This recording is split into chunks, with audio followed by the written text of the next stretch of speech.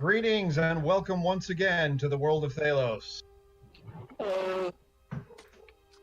Tonight we have everyone here except Renji. Renji, who has his parents in town, is not able to join us this evening. But everyone else is here, and we are happy to have everyone else here with us. Oh look, I'm almost dead. In our last episode,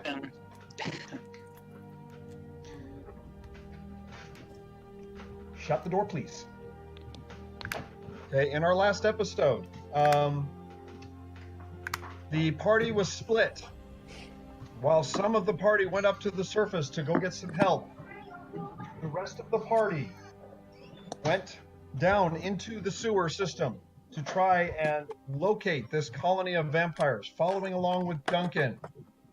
The party, Duncan and Foluco, Renji, and Loosefang were able to find an opening in the sewers that led down to a cavern system, whereupon they encountered a number of bats and one that was hiding out and transformed into a vampire. Combat broke out while the rest of the party was trying to grab some help, and they were able to get some token assistance, and they have now returned to the entrance to the sewers. My little Duncan. It's okay. My plan is to bring this guy in, show him a problem. When he freaks out, he'll convince everybody else for us. Indeed. We just have to get him to not die on the front lines. Don't worry, my little Duncan will solve everything. Get more help. What? Well, I have no doubts that Duncan could just take care of the whole problem himself. I think he could use the help. First of all, Duncan is not a pony. He is a 2,000-pound Clydesdale. Oh, I'm so glad someone got the reference. Oh, he's a Clydesdale. I love Clydesdales. Yes, they are beautiful, but great big horses. Oh yeah, they're kind of like dogs. They're kind of like dogs, though. They're really sweet. So I've got a good joke. What? All right. We return to the party on the surface, who was able to get several people to join them. Father Kearns and Brother Thomas reluctantly agreed to travel underground to confront this threat. Also joining is the bard, Justin Lamb, who is more intrigued by the sense of adventure than by the impending danger. Also, we have Jonathan, one of the guards from the Mage Academy, who is here to verify the reports that Marcus gave him. Incredulous as he is, he does believe that Marcus is reporting what he believes to be the truth, although Jonathan has his doubts. At this point, you stand at the entrance to the sewers, and as you look down into the darkness, you cannot hear anything. Duncan and the rest of the party are nowhere nearby. All you can hear is the flow of water and the dripping of sewage. Father Kearns and Brother Thomas are reluctant when the smell comes across their noses, but they are determined to confront the threat of evil. Justin, on the other hand, seems very nonchalant as he casually wraps his cloak about him and prepares to descend into the darkness. Come on, lads. Let's go. Tally ho. So all of you are going to enter the sewers once again. Yep. Yep. Then let us proceed. Lettuce. Ironic, because I'm eating a salad. Indeed. I am not feeding you a salad, I promise. If I had a salad, I would eat it myself. Or Duncan would. Depends on the salad for me. You could Duncan always carries with him a supply of oats and corn. I'm eating a salad right now in IRL. In IRL, huh? Yep. So, tokens. Okay, so I'm trying to get all of the characters in.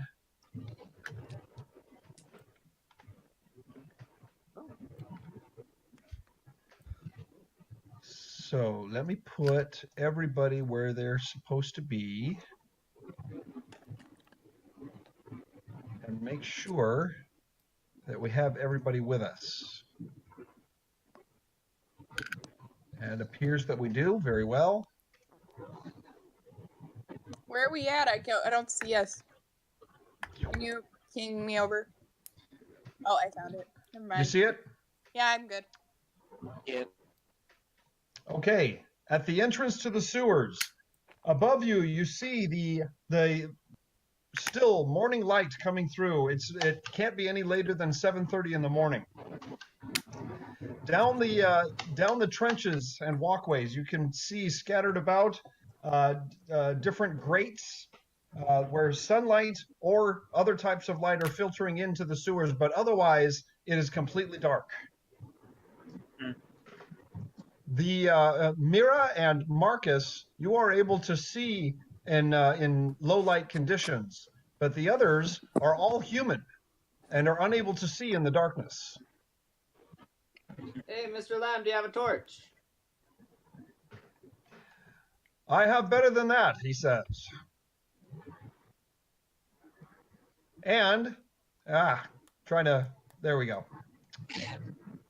He produces from his satchel a bullseye lantern that is rather intricate in nature. Ooh. A lantern that acts like a normal lantern, but what it has are hinged doors on each of the sides, which allow you to open a single side at a time.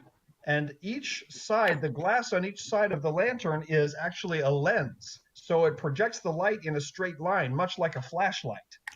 All right. What is this So- fleshlight I you can dig talk it. about? Say again? Nothing.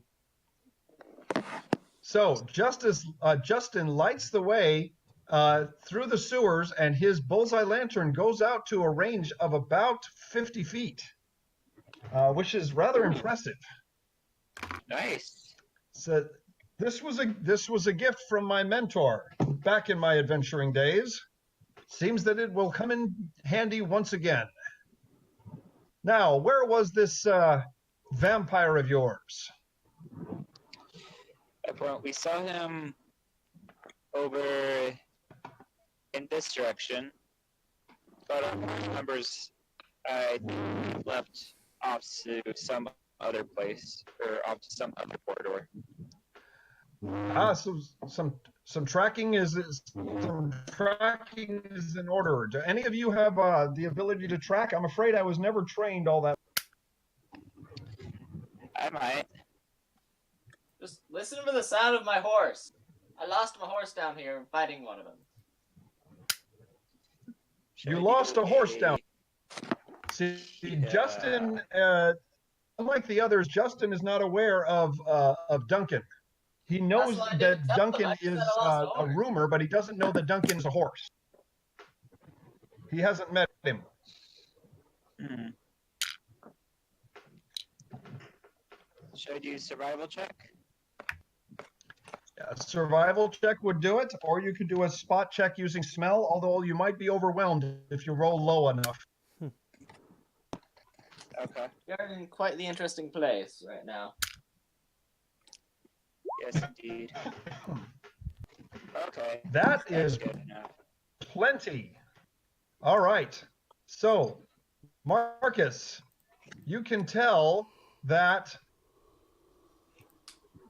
the party went off in that direction. Okay. As This way you around? see footprints in the muck that the water hasn't quite washed away yet. And you can smell the traces of their passage. The rest of the party follows you as you lead the way. Justin This way. stays at your side, trying to keep the light out in front of him. This way. Jonathan does his best to keep to the sides, trying not to stand in the muck, but after a while he realizes it's kind of a failed venture because everything is covered in muck. Yeah. Efforts Indeed. and styles. Oh, come on, Jonathan. Where's your sense of adventure? Adventure, yes. Walking through filth is not my kind of adventure. I was expecting more mountainous or plains type of things, not walking through human stench. It's just that kind of day. And all right. So Justin says, a bit of a crossroads. Which way did they go? Let's see. There's spot check. Okay. Mira and Sheik, I would like you also to make listen checks.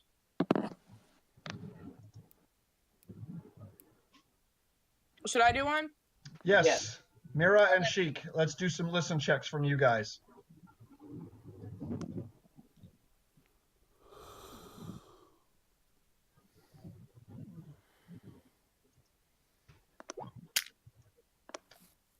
All right. Ooh, Marcus. Very nice. Okay, Sheik, do we have a listen check from you? One moment. Hey, Marcus, I need to Nope. borrow those ears. Those are those famous Marcus ears. Yes, indeed. I'm glad to have them back. Thank you very much. Yes.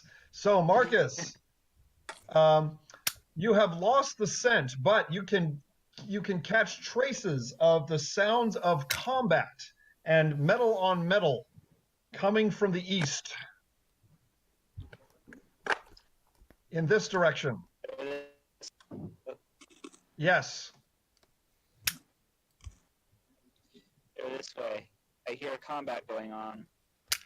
Ready yourselves. So Father Kearns, he gasps at that and he says they've jumped the gun. They're already fighting. There's no telling how many they've run into. I don't know if they had a choice. Are you sure you want to do this? Jonathan, meanwhile, is getting quite a bit more serious. And when you mention that you can hear the sounds of battle, he listens for a bit, but he can't hear anything. And he kind of looks at you incredulously, but he's more inclined to believe you since you have better ears than he. Okay. Justin, meanwhile, he actually hooks the bullseye lantern to a strap on his shoulder, and it dangles from his shoulder pointing forward. It's rather ingenious creation on his cloak, where he's able to hang his lantern so it continues to face forward, but leaving his hands free. And meanwhile, he produces a small hand crossbow and begins to load it.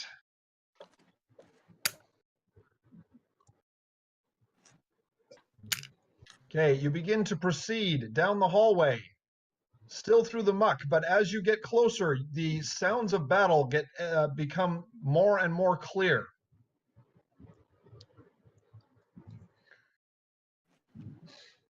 And Jonathan, once he identifies the sounds of battle, he realizes, so you're taking us into combat. You're not even going to stop and assess the situation? This is what I was warning you about earlier over at the major. Oh, I don't doubt that you saw something, but you're going to throw us into combat and we're not going to stop and assess the situation first? They're my friends. We have to go help them.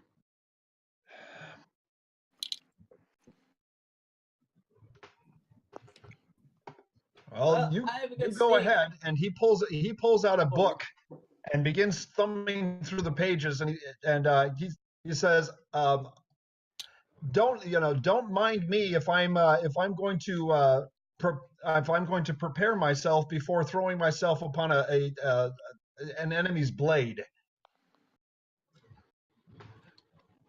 You're Father not going Kearns, go ahead. You're not going to confirm what I've told you? Oh, I'm certainly going to confirm it, but I'm not going. But I mean, look at me. I'm not wearing armor. And I'm not sure if you've ever fought with a mage at your side, but usually what happens is we cast a few spells on ourselves before throwing ourselves into the middle of combat.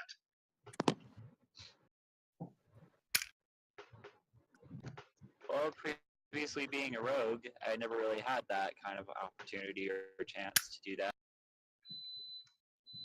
All right, one moment, guys. I'm hearing a beep from the kitchen. I'll be back in a second.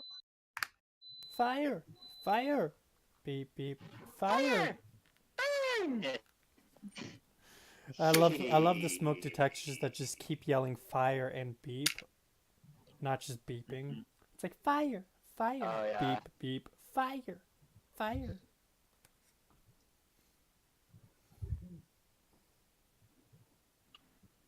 And then there's the annoying ones that are just like ear blastingly loud and just like have like 7 different tones.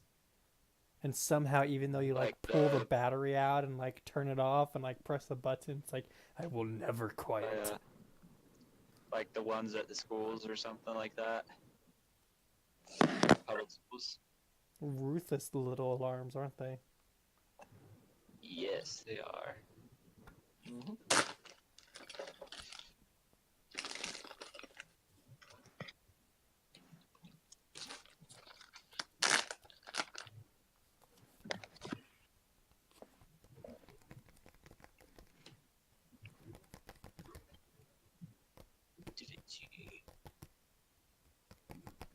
Trouble, trouble, trouble, yeah.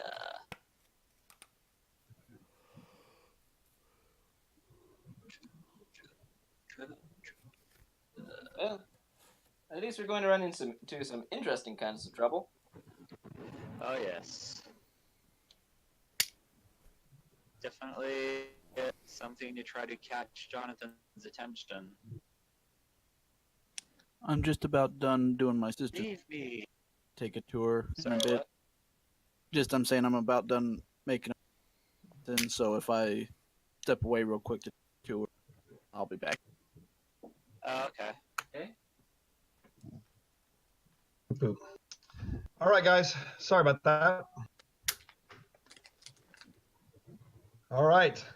So the lot of you, as Father Kearns, Brother Thomas, and Jonathan all hold back and begin casting spells upon themselves, the rest of you surge forward and you see a large opening in the brickwork where it has been carved and dug away, and you see a shaft that has been carved out of the rock, about 15 feet wide, that slopes downward at about a 40-degree angle. Oh wow. And the sounds of combat coming from below are quite clear now. And you can definitely hear the voices of your compatriots, as well as the squeaking of bats. Well, if that's not the sign of a vampire, I don't know what is. Squeaking of bats, it could simply be a cave. True. Yeah. All right, so are you guys going to enter? Yes. Okay, so the lot of you, Marcus and Justin, Mira and Sheik, do you also go down the shaft? Yeah, I'll go down. Yeah, I'd rather not be left alone in a sewer. I would agree with that. I'm staying with So- the group. Let's move everyone together so that I can, oops, sorry about that. Oh, is Jonathan also coming along? He is, but he's casting a few spells on himself first. Oh, okay. Geronimo! I thought he was saying I'm getting his Navajo. Pocahontas. I love that movie so much. Is that I love- the third Aladdin movie? Yeah. All right. So third one's really good. let's see. I need Mira and and Marcus, I need you. You guys you're on the same spot there, aren't you? Yeah, there you are. Okay. Oh, yeah, sorry. So I'm trying to select everybody so I can bring you down. Do I need to make a jump check? No, you're going down a 40% decline. So you're hiking downhill is what you're doing. Oh. Could I grab somebody's shield and slide down it like a sled? You want to try that? The thing is, I don't have a shield. nobody up here is carrying a shield. Darn. I don't think so. Yeah, you don't. You could try and ask Renji later. You don't have any tanky characters. Renji's the only one I think that even has a shield. Yeah. Darn. And I'm still trying to steal that cloak from him already. All right. So one moment while I bring everybody in.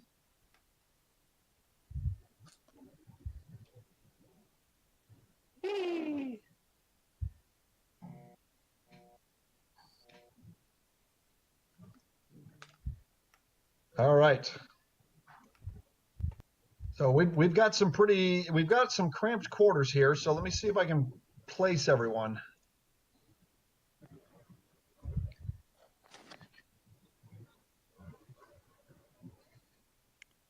All right.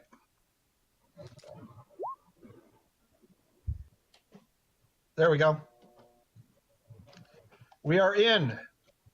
Now, as you emerge from the shaft into a natural cavern system, you can see at first glance that there is a natural cavern that has some rooms dug out of the sides, and there is some crude stonework in the walls. Now, let us move back to the combat, and you guys will have your turn order, and then at the beginning of the next round, the new entrants will be able to roll initiative and join combat. Okay. We're not going to be late to actually help these guys survive.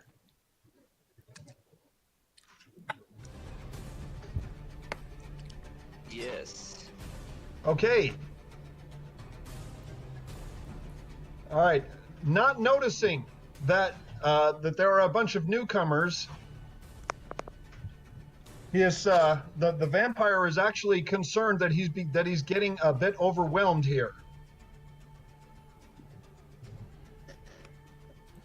So, there we are. Okay. So the vampire, you see a quick shroud of smoke come up around him, and he steps to a different spot in the room.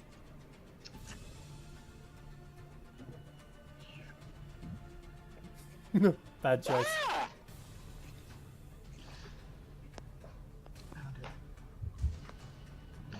All right.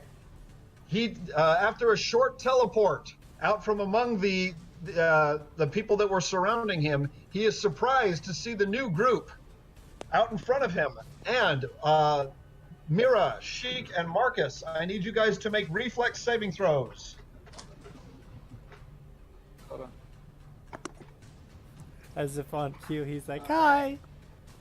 Hello? Hey, Mr. Yeah. That's good, Mira. Oh, that's good, Marcus. Reflex Sheik. Okay. Sheik. Oh, I'm afraid you're flat-footed this next round. Dang it. Oops. Okay. Oops. You're surprised to see a vampire come up right in front of you.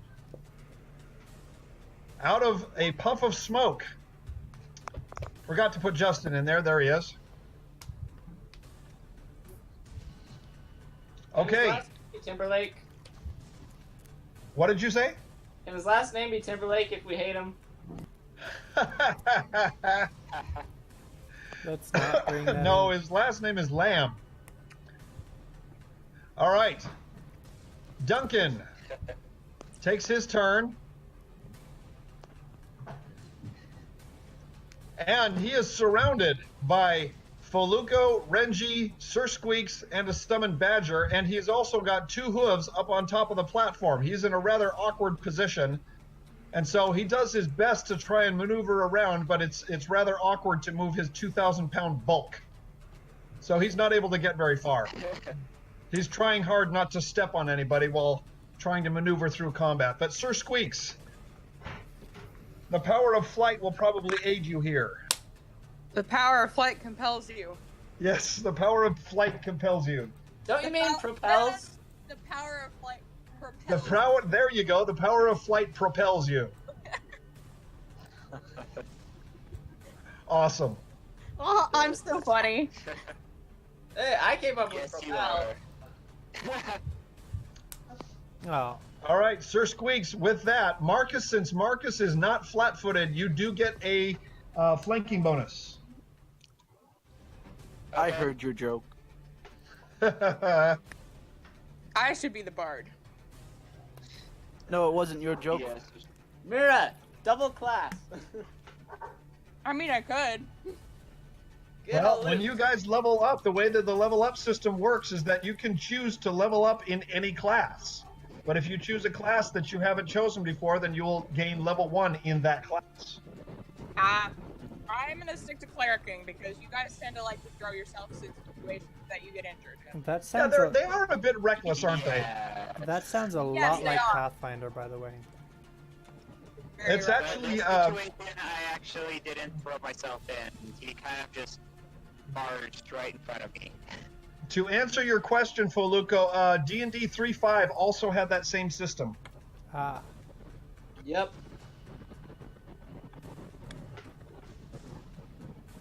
All right, Sir Squeaks makes a swiping melee attack and is not able to penetrate the vampire's defenses and does no damage. Now, the wolf, you're in rather crowded quarters here, but you can maneuver. Since Sir Squeaks is airborne, you can maneuver under him. can they move that far? That's the question. Somebody's got a really windy microphone going. I think it's Mark. Yeah, I think it's Marcus. That's Marcus. Can you Anytime. just mute yourself or put yourself on push to talk? Thank you. Summoned Wolf 1's gonna move there. Okay, right here? Yeah. Gotcha. And then he's gonna do an intimidating roar. Bark. Arf. Intimidating roar Howl. on the vampire. Yeah. Okay. Let me look that up. It's not a specific skill. This meatball is the size Oh, of a he's- softball. He's just trying to intimidate. Yeah. Okay, I got you. So that is actually a charisma skill. He's got a charisma of 6. Yep. So go ahead and roll a d20 and subtract 2 from it.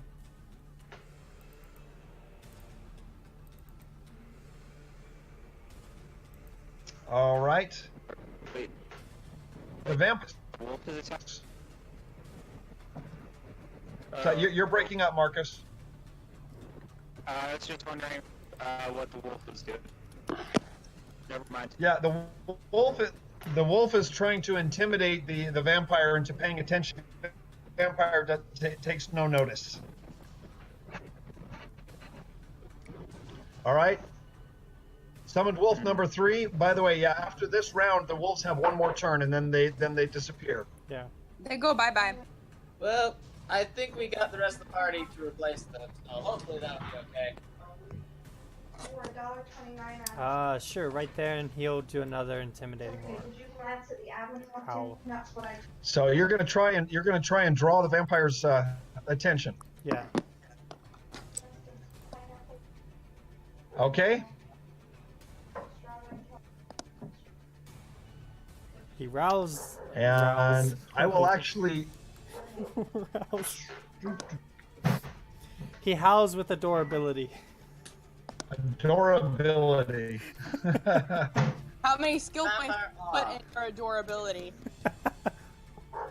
You know, if that was an actual skill, I would be impressed. But I think that gets lumped into diplomacy. Oh, I have personally. All right. No, I'm Wolf allergic number to 2. illness.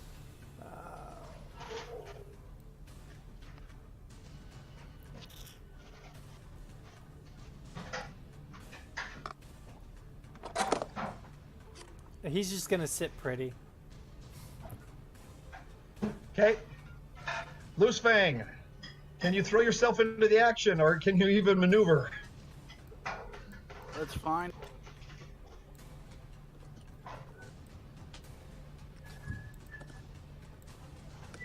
Not. Not quite enough, no. I'm gonna just move over to here. Good enough? Yeah. Okay, folks. You are in melee range, but you do not have a flanking bonus. Oh, I know. I need to look through which spells I have.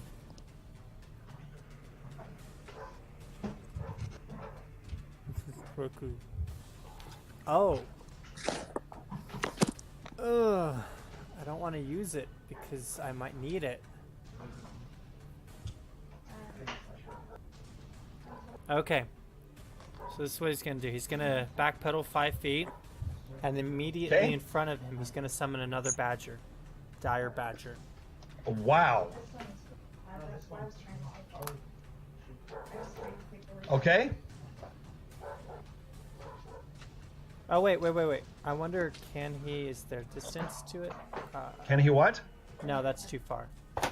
That's too far, yeah. Yeah, so right there. Very well.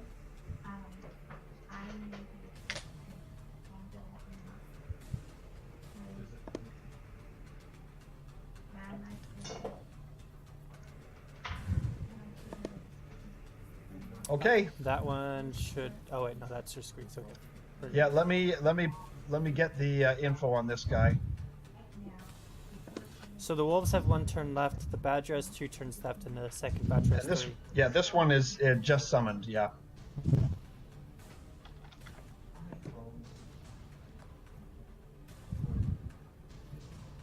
Let me add him to the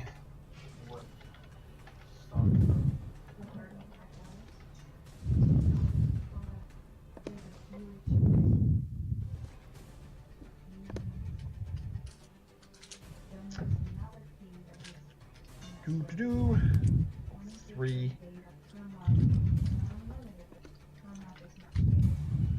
Oh, crumb. He rolled a nat 1 for his initiative bonus. That's okay. Just like the other badger. Huh. Maybe he doesn't like badgers, or maybe Bad. we He just don't. doesn't like badgers. Badger. Exactly. Now you, Yeah. yeah, you start throwing around mushrooms, then I'm gonna throw you in the funny farm.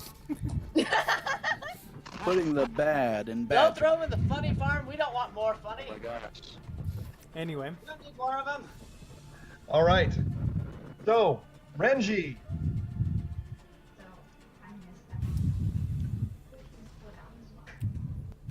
Renji does not like the fact that a badger just appeared in the spot where he was going to jump to.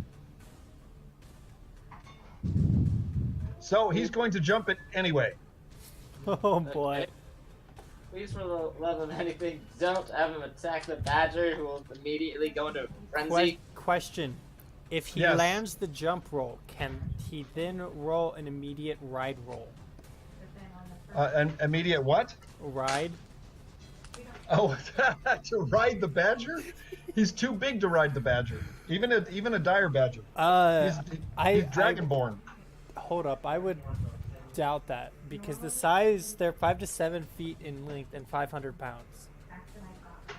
Yeah. So And the dragonborn is 7'4" and weighing 220 pounds. that'll work.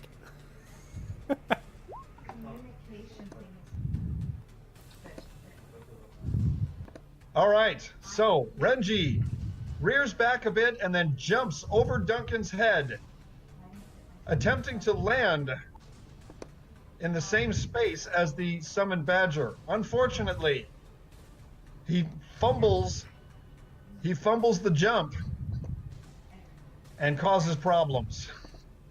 Ends up tumbling on top of the badger, and we're going to see if he can avoid causing any damage to the badger, because that would be problematic. Yes, it would. Yes, ma'am.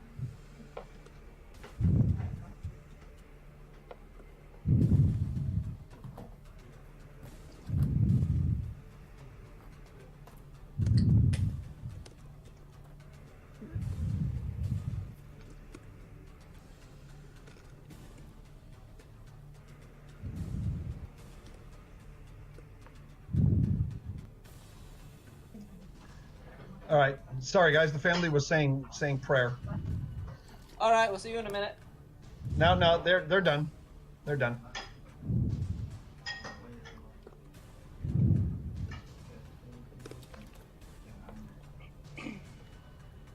Okay. Reggie is able to recover his balance, and he does not cause any damage to the badger, but he is now standing in the same space as the badger, causing an awkward maneuvering situation, which will cause penalties to hit. However, he's having made his jump move, he now has a chance to strike at the vampire.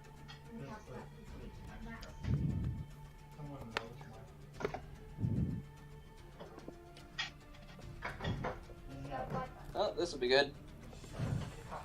Oh, shoot. Doesn't hit. Nope, that's not enough, I'm afraid. The vampire appears to have lightning reflexes and is able to dodge even from an attack even from behind. Okay, Foluco, move your army. As an army it truly is.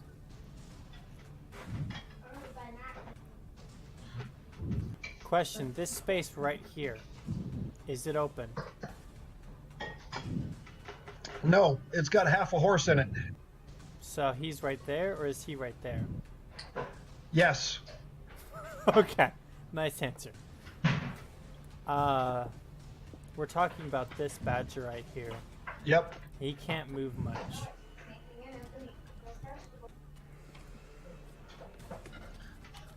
So you're gonna keep him back, or? Yeah, this one's gonna stay back, but this one is going to move 5 feet steps back, so he's gonna be in these 2 squares. That's correct. And then being in these 2 squares, he's then going to roll for attack. As a full attack, mind you. So he extracts himself. A 5-foot step is a move action and prevents a full attack. That's right. So he's just going to do a regular attack instead of a full attack since he moved. Okay. So that's going to be 1d4 plus 2. If it hits. So the normal, the normal attack is you roll a d20 and add +4. Yeah, it's got a +4 to melee, by the way. Yep. So let me do that. Rolling for the badger. No, not connect. As the vampire skillfully hops over his claw strike. All right, I need Mira, Sheik, and Marcus to roll initiative. Now, Sheik, until you get to your turn, you will be flat-footed. Okay. In which case I can move to correct that. Once it's your turn, you are no longer footed. Okay. Okay. Mira, can we get an initiative roll from you? Oh, very nice. Very nice. And then initiative rolls from everybody else. Gee whiz, you guys have got some really nice ones. The vampire is still at the top of the order, though. So let me do some quick initiative rolls for Father Kearns, Brother Thomas, Justin, and Jonathan.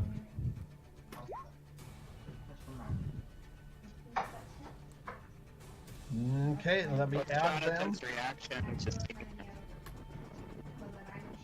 You will see in a moment. Okay.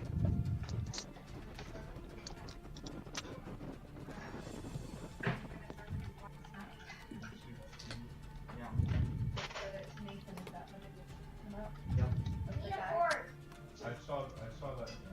I never had a board. Yeah, I've seen it a long time ago, but I think we showed, I think they posted it recently.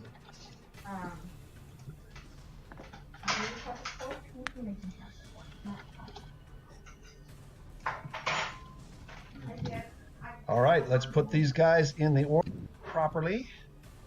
But I don't have a cup. All you gave me was a plate for the first thing. All right. Wow, you guys have a veritable, and yet the vampire is still first.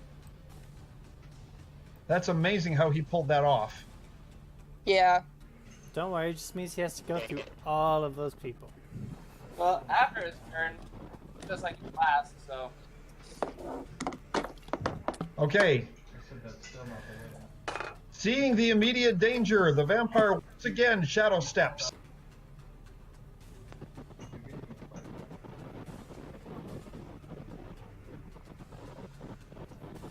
You're Yeah, Marcus, you're windy again. Sorry. No, Marcus, no. Oh, this is gonna be bad. All right.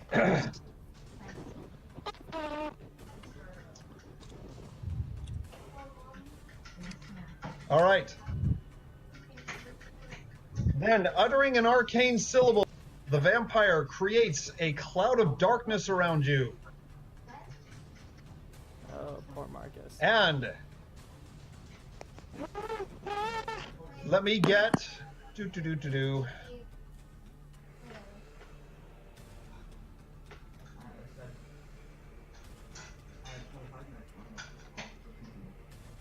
Whoops, hold on.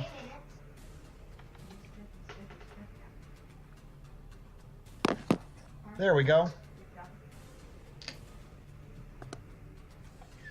And let me get this in the right spot. He had a timer on his computer. And when he got off, it said 25. Well, then I got off for 3 minutes. Hold on. That's the sauce. You're not finishing. Okay, I'm gonna use my fridge. there we go. Whoa. Bubblegum. Yep, Well, or trying to get that to be, there we go. Okay, a cloud of darkness, thick black darkness appears around you, blinding Darkness, my old friend. blinding you and obstructing your view of the vampire.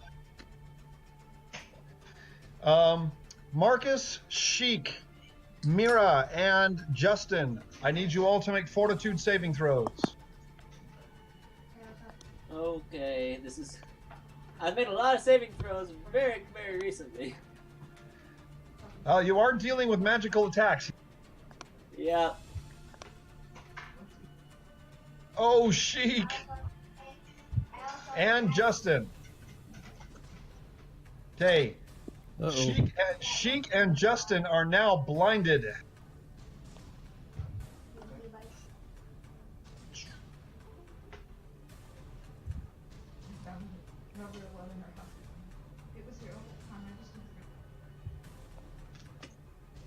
Oh, we're gonna have an interesting time of it then. You know, All right, and you have lost sight of the vampire. I can just imagine it like they come down the steps and then a vampire comes out followed by an army of animals. Little surprising, but knowing Foluco, not unexpected. All right.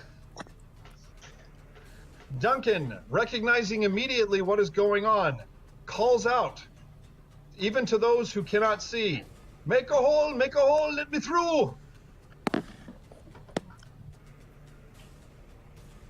And he jumps over the badger and into the cloud of darkness. Whoa! So he's going to make a jump check. And also a jet. And Don't sprain your ankle, Duncan. It's bad for He is- horses. He has, you know, he's a quadruped. That's helpful. It's not an ankle. Yeah. Well, there is an equivalent. Even so. Wow, that's pretty impressive. Even so, leaping into the cloud of darkness, he does not know what is underfoot and comes down unsteadily on his feet. You do not see, but you can hear a heavy, heavy mass hitting the ground and the scraping of hooves on stone. Ka-thump. I'm gonna just It's called yell a- out as a free action. Hey, you okay? It's called a pass turn. So, Not an ankle, it's a pass turn. you're right. Okay, Sir Squeaks. Sir Squeaks is just gonna zip on right through everybody because he's He doesn't depend on sight. Yep. Yep, he's fine. Sir Squeaks should make sure that all of us are gonna be kind of okay in this darkness situation for a bit. And then he's going to roll a spot check as his action, I think. Nope, as soon as Sir Squeaks emerges from the darkness, he can locate the vampire. Oh, well then he's... No need for a spot. Gotcha. Which one are you? There's your chart. And... Sweet. Oh, that is just barely not enough. You need 22. What? Damn it. But his bite attack has a +5 melee. Say that again? His bite attack has a +5 to melee. Does that count? Oh wait, that's already taken into effect. That's already taken into account, yes. Okay. Oh, So- man. Sir Squeaks does connect, but is unable to penetrate whatever is protecting the vampire. The dark shroud that he carries, that he wears about his shoulders. Mira, you are surrounded by darkness, but you are not blinded. You can't see through the darkness, but if you were to walk out of it, you should be fine. Gotcha. I'm gonna go over.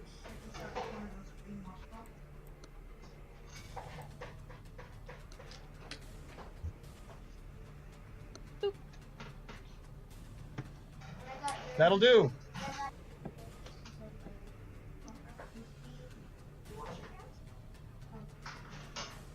All right. You emerge from the darkness. Scarcely 20 feet away from the dark creature, standing in the hallway, you can see Sir Squeaks is trying. He's making a valiant and noble attempt to down the evil creature, but has not met with any success so far. What are you going to do? I'm gonna cast. Let's do magic stones. Magic stones. All right, roll a d4.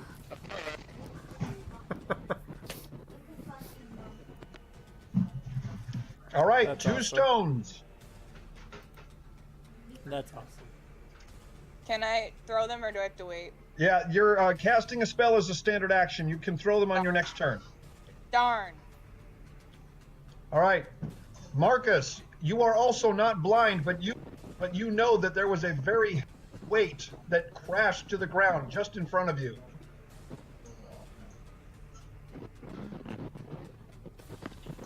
I am going to go over here.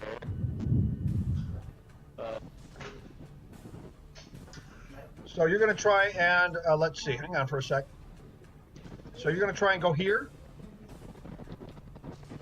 Right here. All right.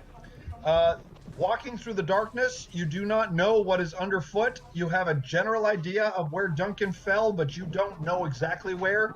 So as you're trying to traverse, I need you to make a reflex saving throw.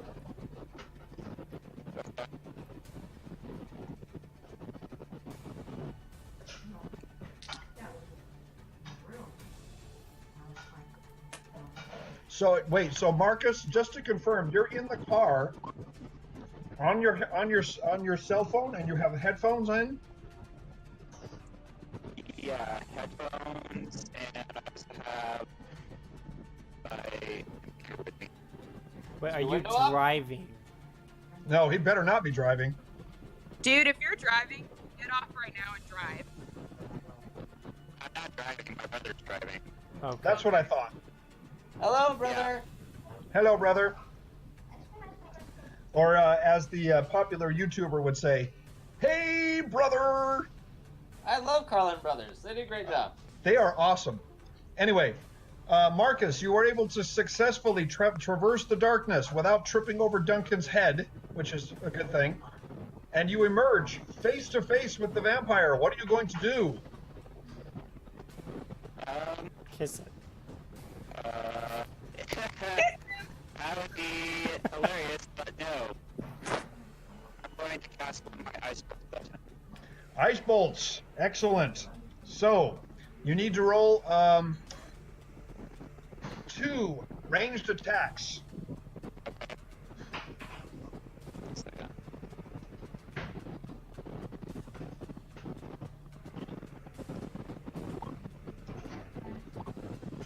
Oh, gosh. Dang it! Very close, very close. Surprisingly, your ice bolts seem to be absorbed into the black shroud that he is wearing and cause no damage. Justin, on the other hand, he blinks his eyes and steps backward a moment and grasps at his bullseye lantern, but then realizes that he has been blinded and rather skillfully steps out of the action.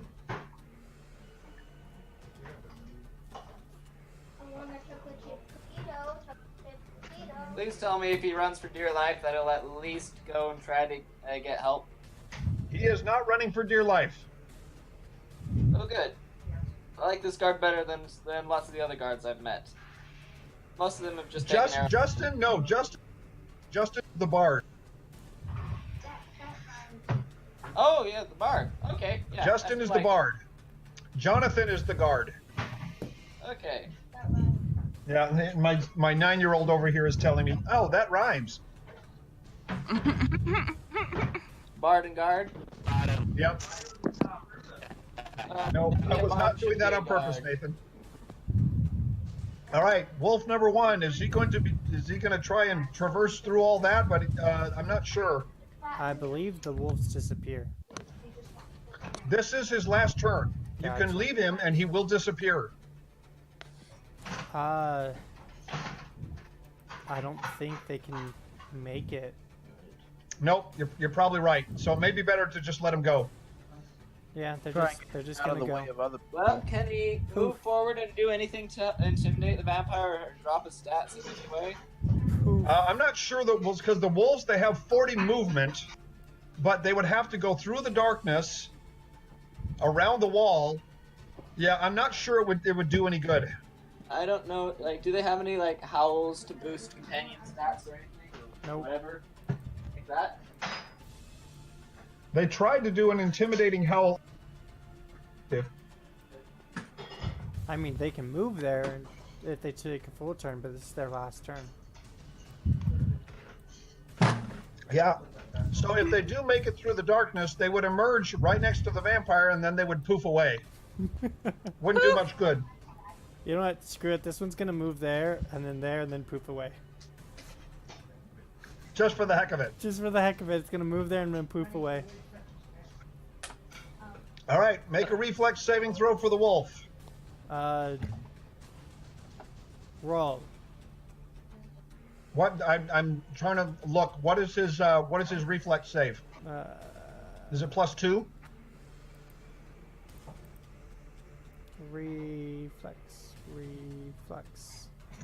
Reflex is a +5. Oh, +5. Wow. Okay. Huh.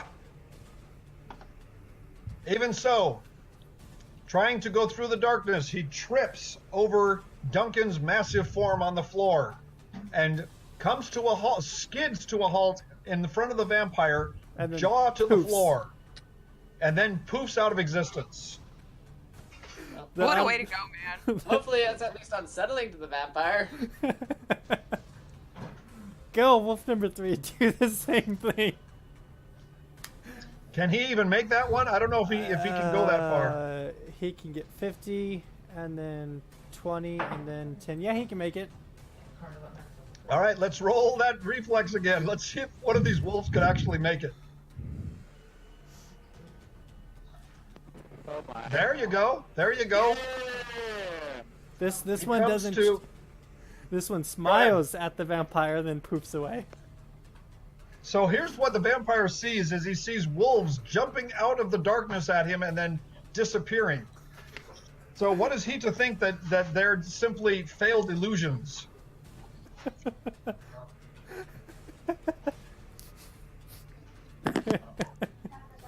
All right, That's great. Father Kearns, you can hear him through the darkness. You can hear him reciting prayers to the Life Mother, and he attempts to dispel the cloud of darkness about you. Thank you. We should give him a raise. Indeed. Are we, We even don't paying even him? pay him. And he succeeds. The cloud of darkness is dispersed. I don't know. Does the Life Mother Church take indulgences? Goodbye, Father darkness, Kearns my has old friend. dispelled the sphere of darkness. So now it's goodbye, darkness, my old friend. Okay, now the final wolf will not have to traverse the darkness if he chooses to come to stand in front of the vampire before he makes his gracious exit. 50, 60, 70. Oh, cool. Go for it. Go for it, Wolfie. Poof. And poof.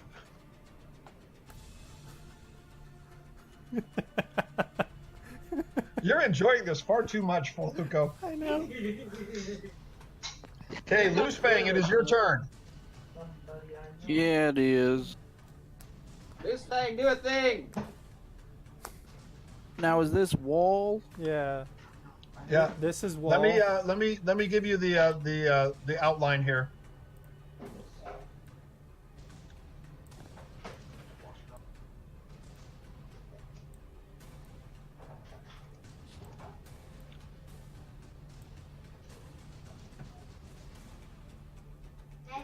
Okay, so you have, right here is a stone wall that is made of cut stone, and this here is a natural cave wall. I'm gonna name that Stonewall Jackson.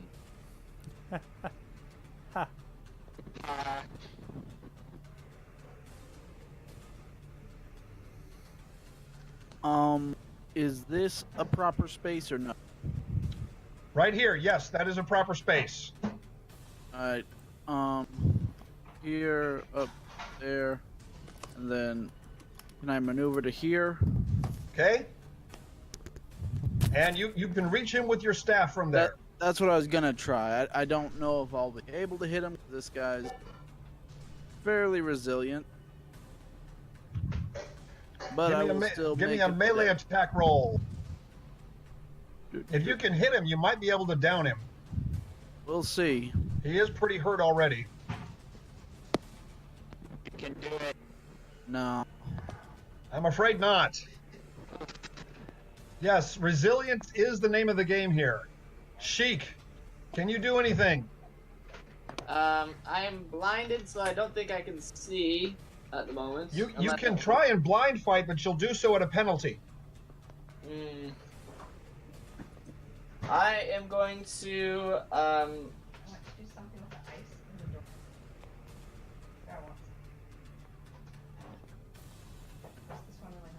delay action at this time, trying to get my vision back. All right.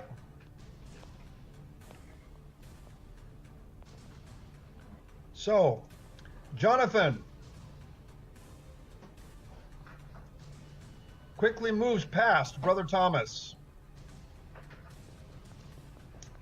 raises two hands, and you can see 3 bolts of blue energy come from his fingertips, arcing toward the vampire and through the air. Say that again? Do the thing. Hit He the is vampire. doing the thing. Do that thing, boy.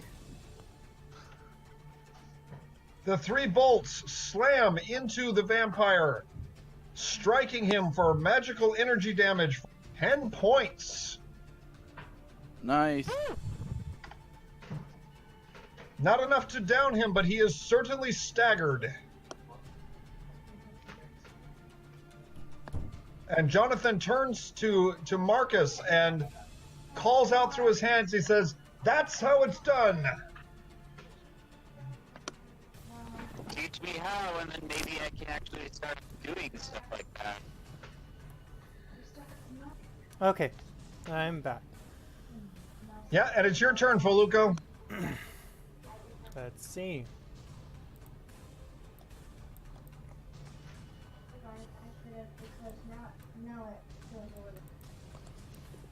Okay, so But it doesn't. I'm going to move him right there.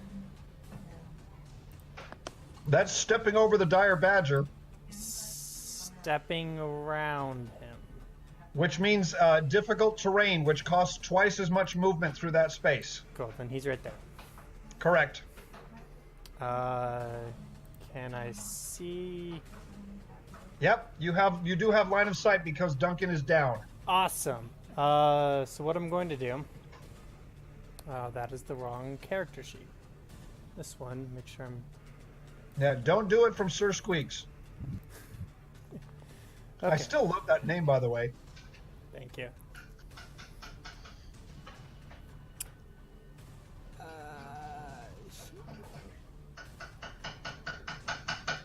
So using Produce Flame, because I'm level 4, I have 4 charges on it.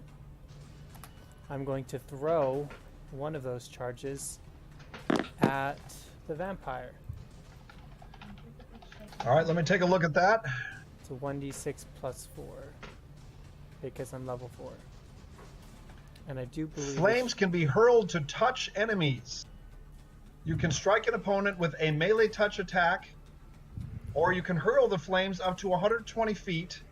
It is a ranged touch attack and deal the same damage as with the melee attack. So you need to make a ranged attack against his touch AC. Mm-hmm. No. Even though his touch AC is not as high as his full AC, it's 11 is still not enough to hit it. Hmm. And the flame passes harmlessly over his head and impacts on the cave floor.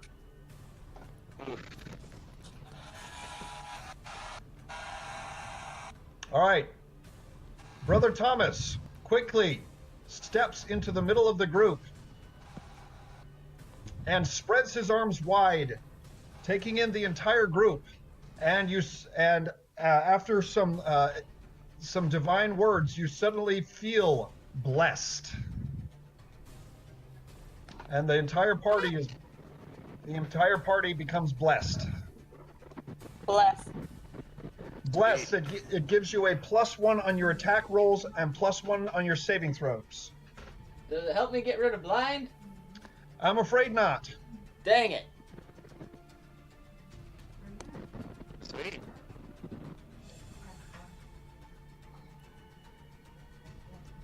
So see if I can add bless to everybody here. Now bless actually lasts quite a bit. Which is nice. Meanwhile, Renji's going to take his turn, but I need to add bless to everybody. Okay. Actually, you know what? Sheik, since it helps you on your saving throws, it very well may help you to get rid of your blindness.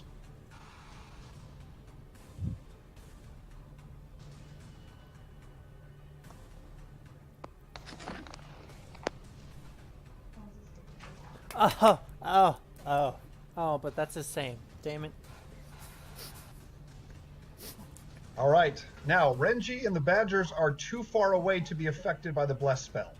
That sounds like a weird band name. Renji and the Badgers? Oh my gosh. You're right, that does sound like a band name. Some Dutch heavy metal rock. Yes.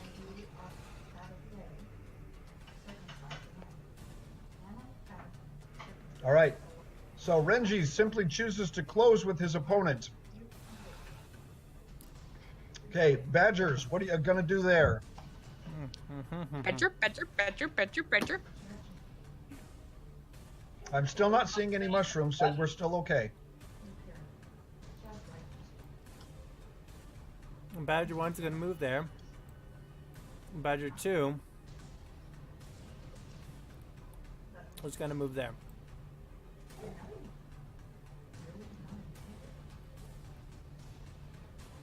And as I'm moving the Badgers, I kind of, Faluko yells out in kind of a frustrated anger.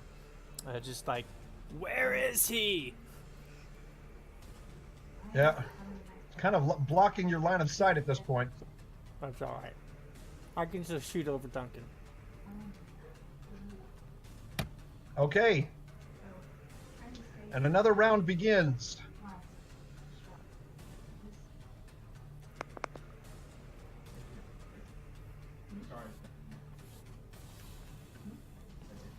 And the vampire shadow steps into the darkness and you lose sight of him.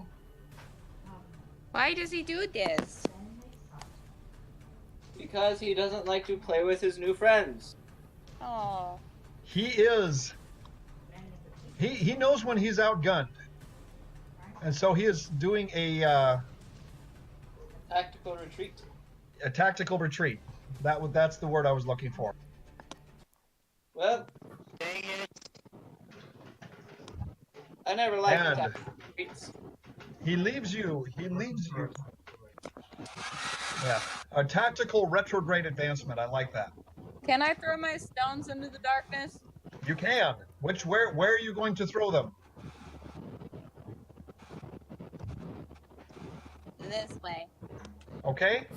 So go ahead and you're going to throw one or both of them. Both of them. Okay. Go ahead and give me 2 ranged attacks.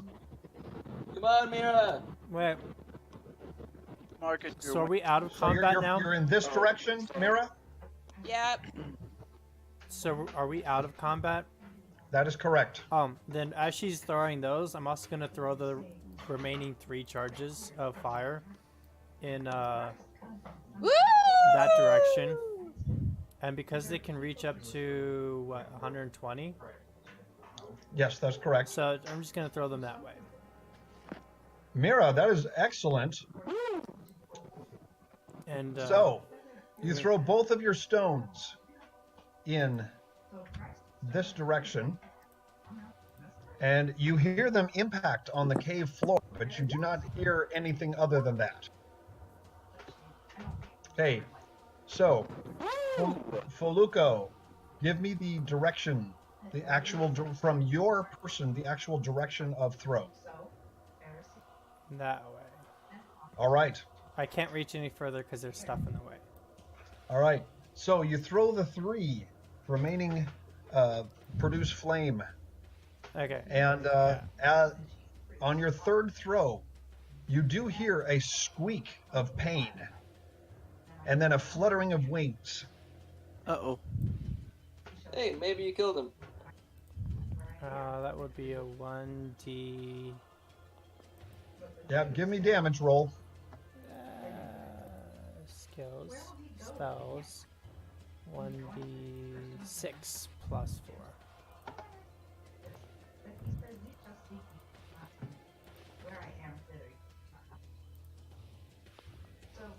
Oh my gosh, that's a terrifying bat.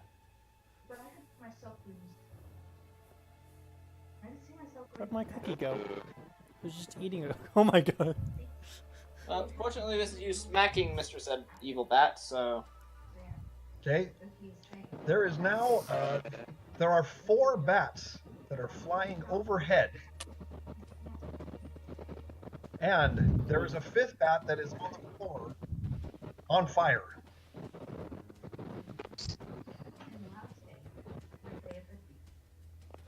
There's a way to tell the difference between the bats.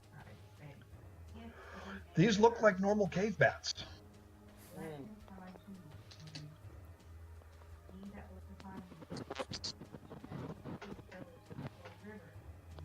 And the badgers poof into non-existence. Do I get my sight back? Make a reflex saving throw, Sheik. Let's see. 28 plus 4. You said reflex. Sweet. Sorry, Awesome. I meant fortitude. Forgive me, I meant fortitude. I'm now at full health. Okay, Sheik, you are no longer blind. Yeah. Did you add the +1 from the...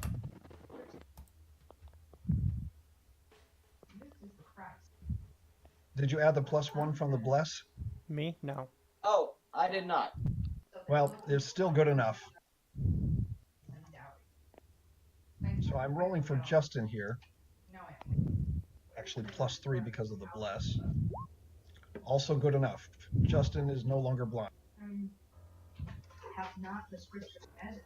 Well, I'm going to just say something stupid because I couldn't say anything. Like, did we get him? Did So, we win? recklessly, Yes, so. I'm charging recklessly forward because backstory. Woo! Because backstory. Yeah. That's Okay. the excuse. That is, I suppose, valid in D&D, but usually that involves a story with that backstory. Yes. You don't know that backstory yet. He knows it, and I know it. All right. All, Yeah, you're the all GM, you and see if is you didn't know it, there might be issues. All you see is Faluco charging recklessly forward, as everyone's wiping their eyes trying to get the blindness away. I'm not blind. So, Poluco, on the floor before you, you can remains cave bat. Oh. Wrong Can we target. confirm if it's like the cave bat or? Yeah, it was just a cave bat. But as your eyes adjust to the darkness, you can see what looks to be another stonework room opening in the east wall. And let's see, Sir Squeaks and Foluco, I need both of you to make listen checks.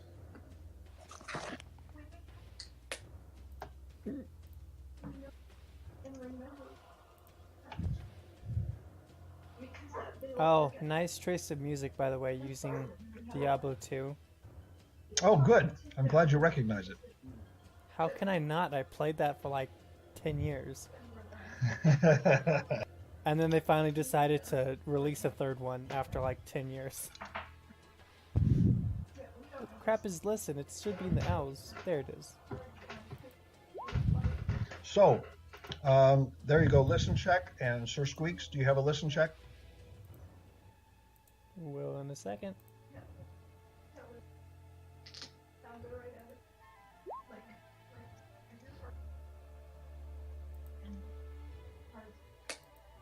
Actually, it's quite fitting because this particular soundtrack is when you're going to fight the Blood Lady from the first act. That's right. Yeah, I'm pretty sure this music was chosen on purpose.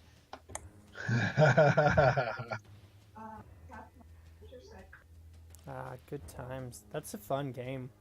Still fun. Still way more fun than number 3. I'm inclined to agree.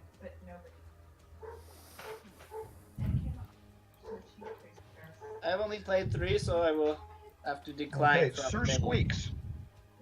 From the room to the left, you animal sounds, but these are, you can hear squeals and grunts that are definitely not bat-like.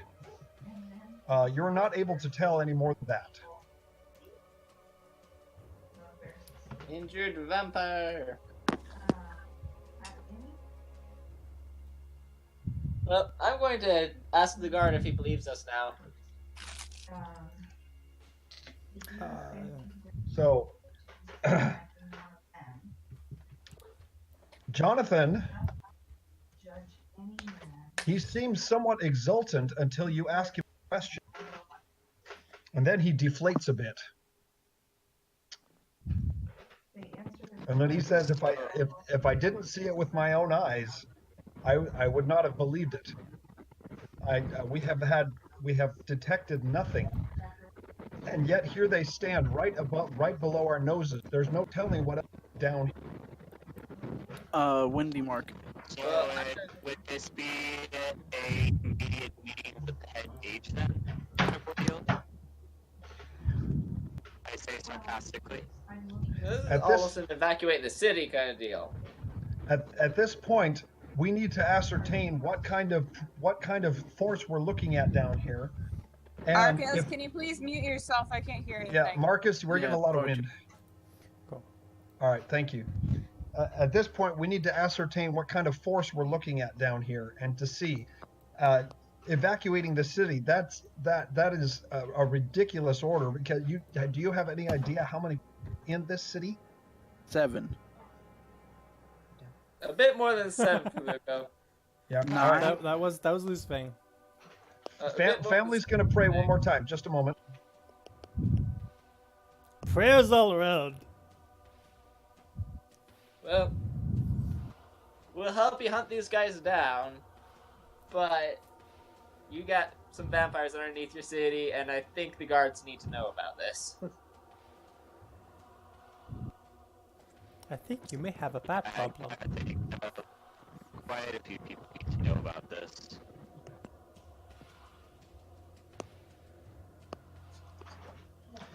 All right, we're back. So having taken a step forward towards the room, I then use flare right there.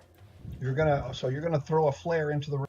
Yeah, I'm gonna throw a flare into the room, Okay. and they're gonna need to roll fortitude saves if there's any enemies in there. So flare it causes dazzling, not blindness, but dazzling. Is that correct? Yes. I wish it caused blindness. That'd be awesome.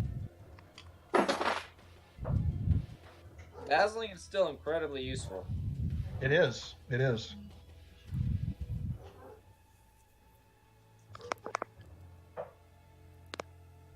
And then while I'm at it, I'm also going to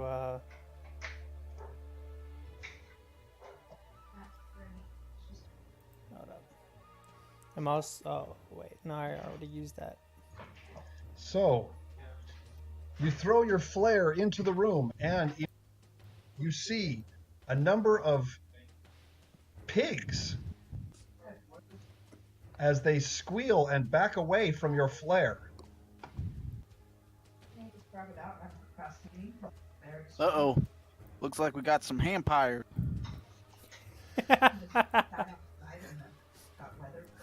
Oh my. I roll my eyes. Vampires. Somehow, I roll my eyes so much that is audible. Oi!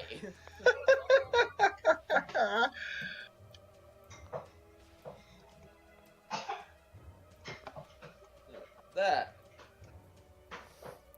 Proceeding Couple father further. one day without those buns. Proceeding further into the stone room, the rest of the party can hear me yelling, "Where are you? Where is he?" All right. So your eyes adjust to the darkness, and you begin to see of the room. You can see that this room goes further back. Is that cooked ham? I don't know, is it? I don't know, is it? Oh my.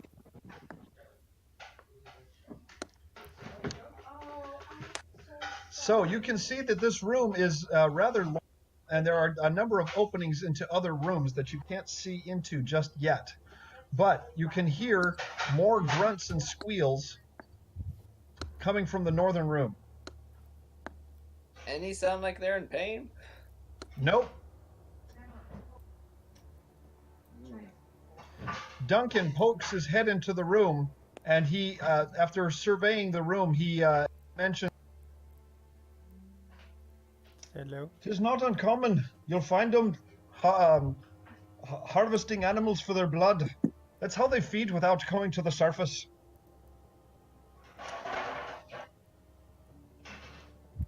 This is probably their food source. What? So, What happens if we take the pigs upside and sell them? take them. Why not just slaughter them here? I So- like making money. I thought you were Father Kearns actually comes up behind Duncan and tries to crane his neck so he can see, but he seems rather disgusted at the prospect of harvesting pigs for their blood. Well, I mean, don't we do the same for meat? that is true. Aye, but at least we cook it first. If I'm not mistaken, they have it all just completely fresh and raw. And wriggling. Indeed. Yeah. All right, Foluco, you have entered into another room. This room is smaller in nature. It is more square. And it continues further south into the darkness.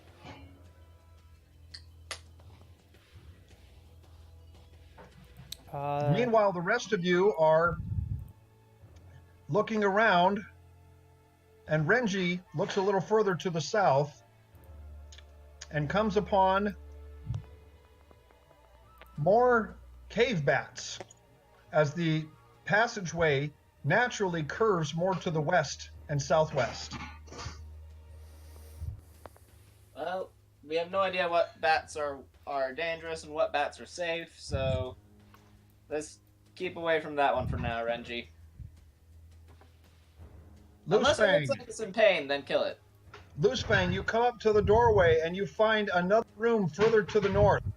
And you find additional pigs in this room as well. Coming from the smell of sewage and coming into the smell of pigs living in close proximity without being able to get out into the open air. You're not sure which smell is worse. Well, I know which one back or definitely. Okay, say that again. You broke up. This is definitely a more familiar smell. They're not, but I'm no stranger to pig. This is true. I like that. Foluco, you're mapping out the room. Nice. Just a moment, guys. Do you still have that cord of Mom's? Foluco, that's actually rather helpful. Yes, I was mostly just using it for testing, so you may have it back. Yeah. Okay. Yeah, then we'll be here. Eventually. It is a good time. I'm just using rubbing alcohol. So, Father Kearns, Brother Thomas, Justin, and Jonathan are acquainting themselves with Duncan as they are trying to overcome their initial shock at seeing not only a talking horse, but a horse that is rather intelligent and fully armored.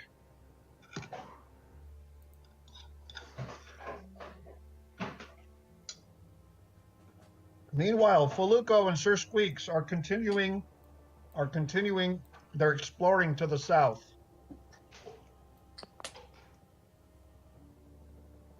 And Foluco, you come upon another doorway in the stone, and beyond it you can see what looks to be more of a natural looking cavern.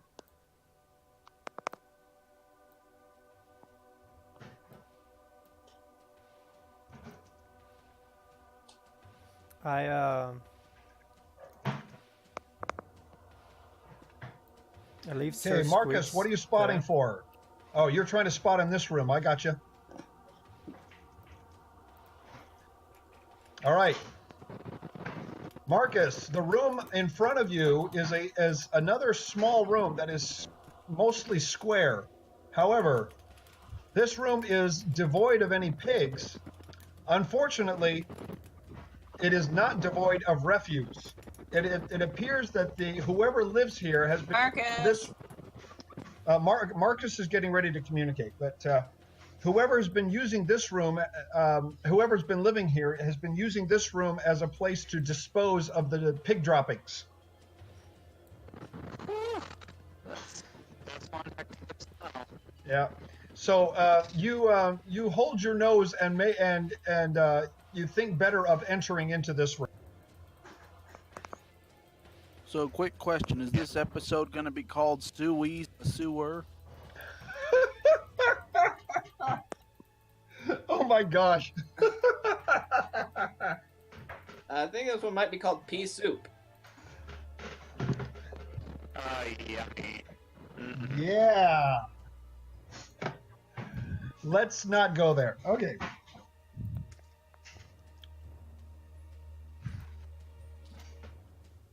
All right. So, for now, you have not encountered any additional humanoids or vampires, although you are quite wary of seeing any bats because you're not sure which ones might be hiding a vampire. I love how Foluco is just mapping out this whole place. I love it. I'm waiting. People need to be moving faster, bro.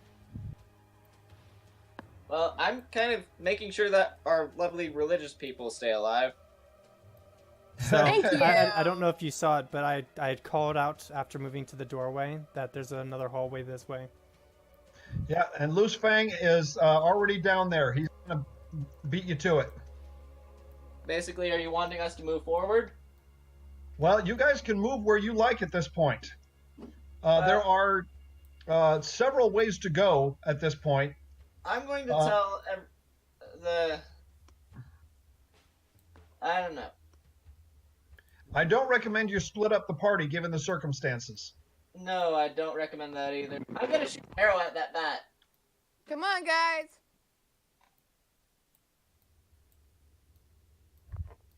Never mind. Geronimo! What are you looking at? I said Geronimo! Oh, Geronimo, I got you. All right. Ha. Are you trying to map out the stalagmite?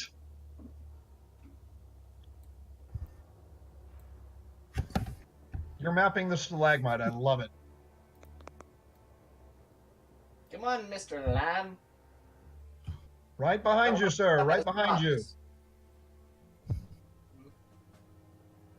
All right.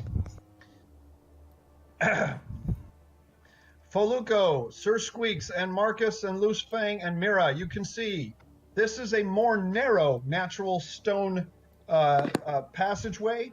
You can see that it forks, that it turns sharply to the right, ending in a natural stairway that leads up to another stone room. This stone room is again cut stone. I point As it appearing to have been burrowed out of the burrowed out of the earth and then laid with crude stone bricks. Okay, Marcus, you're gonna listen. Okay, with those awesome ears of yours, Marcus, you can hear coming from within this room over in about right here. You can hear what sounds like the fluttering of paper, as if someone is moving pages around, perhaps reading a book or shuffling papers. At this position, can I or Sir Squeak see, hear anything? All right, give me a spot check, Foluco. I mentioned to Foluco that I can hear some rooms nearby. All right. I nod at him.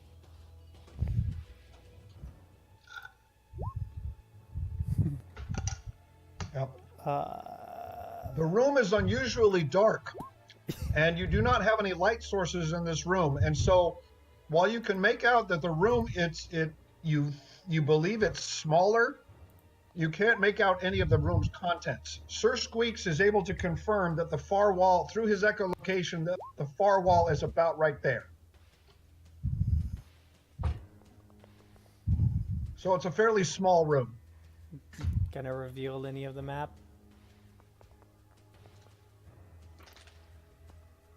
Or do, There you go. Thank you. Okay, can I, at this position, can I tell where the guy is? The room has gone silent.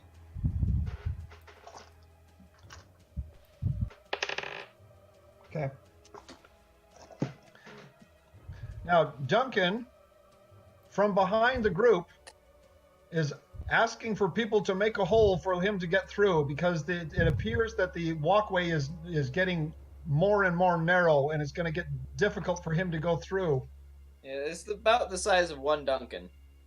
Yeah. Well, it's a little bit wider, but not much. I pressed myself against the wall trying to make room by. So If you'll excuse me, lass, I'd like to get a look around. So Oh, yeah. can I see in this room at all? Surprisingly, you can't. Your visibility is about a foot or a foot and a half. Okay, I ready a produce flame in one of my hands, so that should provide a bit more light. All right. Then I need you. Okay. It is a first level spell, and your caster level is 4. Is that correct? Yes. All right. The flame extinguishes as soon as you ignite it. Bewildered at this, I try again. All right. Jonathan. Where is Jonathan? Back in the other room. There he is. He quickly comes up behind you as Duncan considers how to navigate the natural stairway. Jonathan presses past him and stands behind the doorway. And he looks into the room, and he quickly motions for you to back out away from the room. Oh, I wonder, are we underneath the Mage Academy? Why? So, and then Jonathan actually puts a hand up and he shushes you.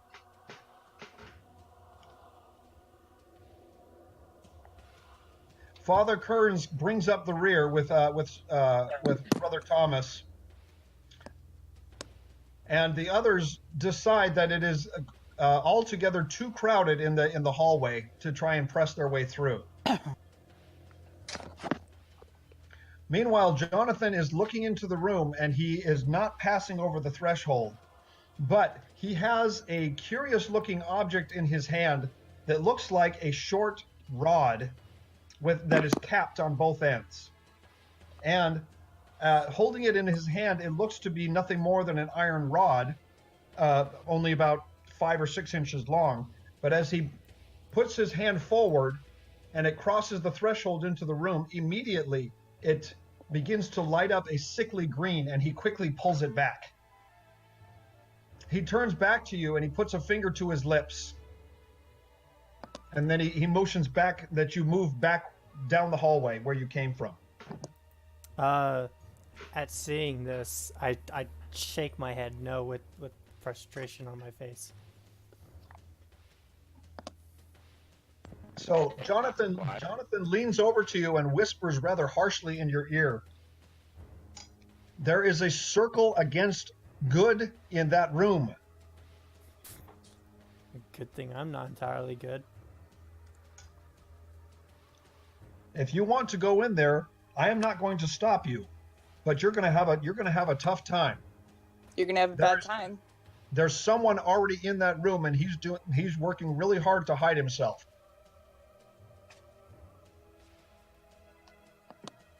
But he says all that in a whisper, and then he presses himself against the wall and tries to squeeze his way around Marcus.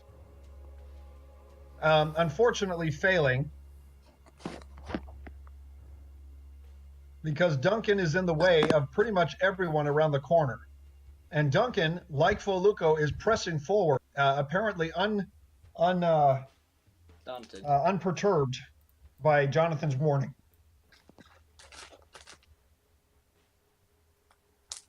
Once Foluco moves out of the way, Jonathan presses himself against the north wall as Duncan shoves his way through.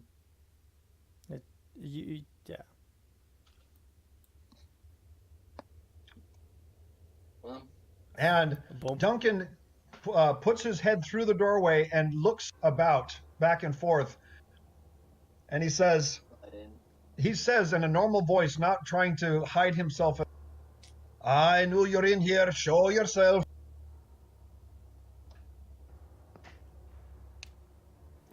the direct approach. All right. You're kind of breaking up. Yeah. Marcus, you're breaking up a little bit too. I'm gonna A sacrifice lot, to speak. actually. I'm gonna sacrifice to speak with animals, and I'm gonna summon a wolf right here. That's then gonna move this way. All right. So you're going to summon a wolf. Let me get a wolf out.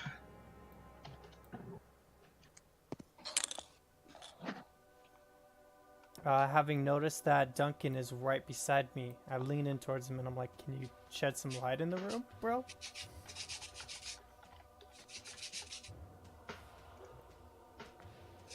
All right.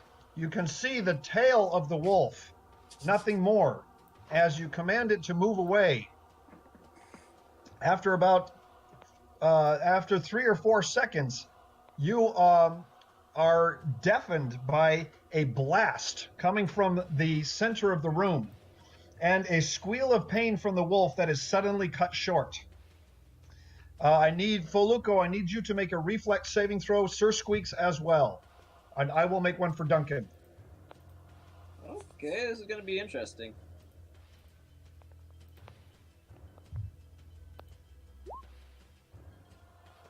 All right, Sir Squeaks. I've got like multiple pages here I have to rifle through, sorry.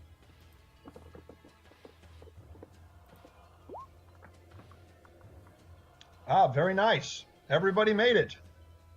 All right. You can feel a quick concussion wave blow past you, which blows your fur back in your face and forces you to shut your eyes momentarily. You suspect that the summoned wolf is not there anymore. Some sort of blast or explosion.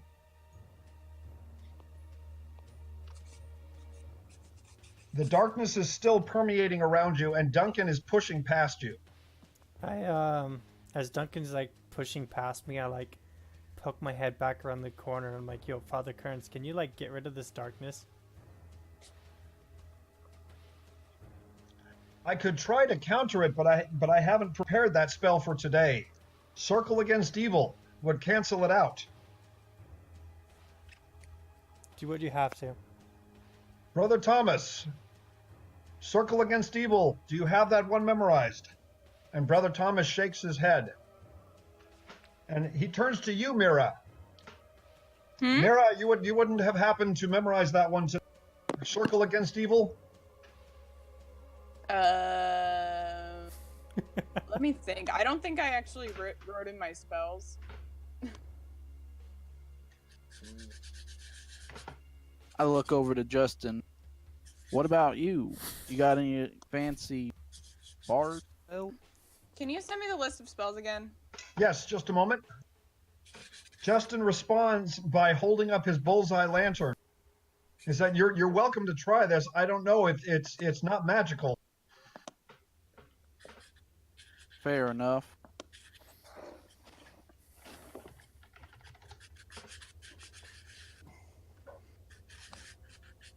All right, I am giving you the link in Discord, Mira. Okay. in the general chat in Discord the link to your cleric spells. Thank you. Yeah, I got my new computer and I don't have that bookmarked now, so it's not like I can pull it up. So the one that he's talking about is called Magic Circle Against Evil. It is a 3rd level cleric spell. I don't think you're capable of casting it yet. No, none of us are Yeah, I'm able to not. cast 3rd level yet. Yeah, I can't. All right. And Father Kearns, he shakes his head and says, and I just used my Dispel magic to get rid of the vampire's sphere of darkness. I don't have any more Dispel magic. Jonathan, meanwhile, shakes his head with a sigh, and then he starts rifling through his pouches. I might have something that can help you, he says. Give me a moment. And Duncan says, we don't have a moment. And he jumps into the darkness and disappears. That horse. All right, I mean, they're gonna. let's go. Foluco, you are now traveling through the darkness. And let me at least outline the walls for you, so you're not trying to move past the walls. I won't see the walls. You're gonna have to dispel the fog of war over the walls. That's what I'm doing. Okay, thank you.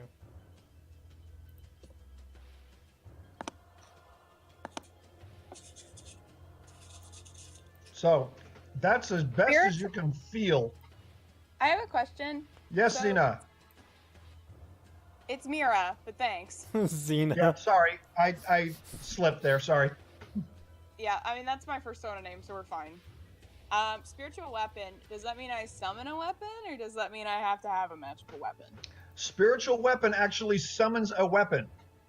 Okay. And cool thing about spiritual weapon is you can throw it and it comes back to you for the duration of the spell. Cool. Okay, cool.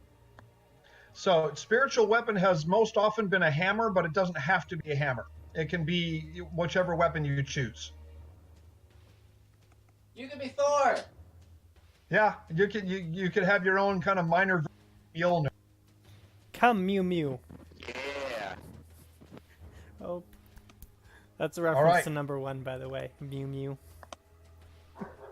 Mew Mew? What's Mew Mew? So the girl's friend, lady, that was like in love with Thor. Her friend, the like geologist friend, she couldn't pronounce Mjolnir, so she always called it Mew Mew. She couldn't pronounce Mjolnir, so she called it Mew Mew. Gotcha. Yeah, it's from the first Thor movie. If you want to rewatch that. I have not seen it, believe it or not. I know that's an old one, and I know I'm behind the times, but I have not seen the first Thor movie. Yeah. Well, it's a lot cheesier than the others. Yeah, the first All right. one was. Foluco, can you make a reflex saving throw? I can.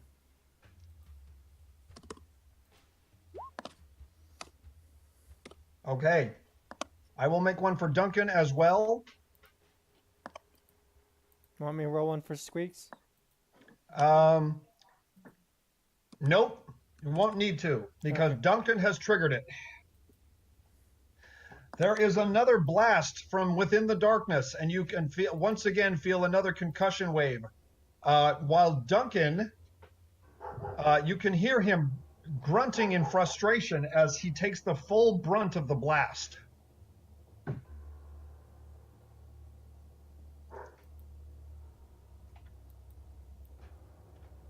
So that's where Faluco is.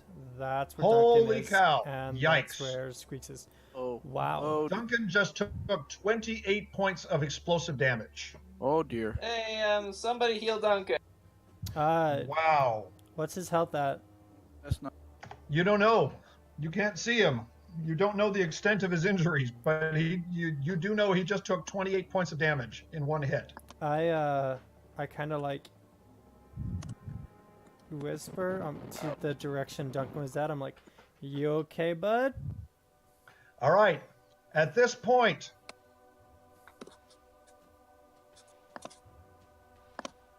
you see the following.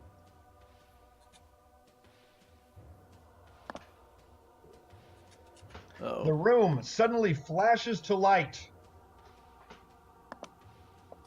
You can see inscribed on the floor in sickly green and purple colors, you can see a circle of arcane symbols. So And Squeaks Jonathan takes the initiative and doesn't make it. Yeah. Jonathan calls from the doorway. I told ya! Stay out of there! So, at this point, Sir Squeaks, Duncan, and Foluco, I need you guys. So, okay, the three of you make fortitude saving throws. Oh. Okay. There's Sir Squeaks. I want to go in. You can go in, yeah. Okay, I'm going in. Just a second, though. All right. Stop blowing holes in my.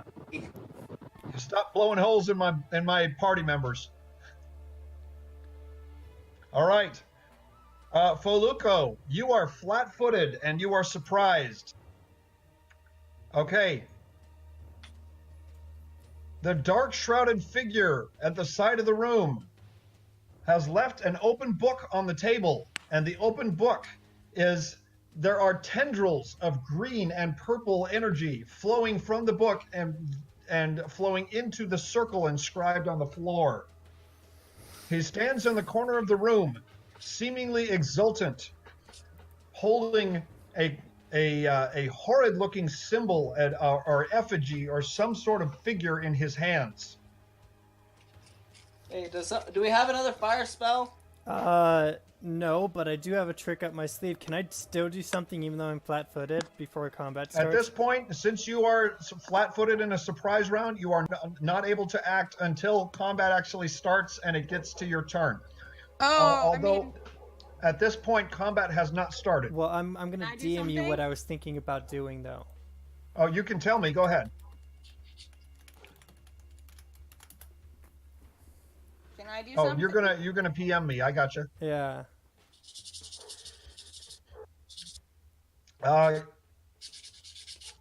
Can Immediately, no, Foluco, but yes, you can. You can when it becomes your turn. okay. Can I do something?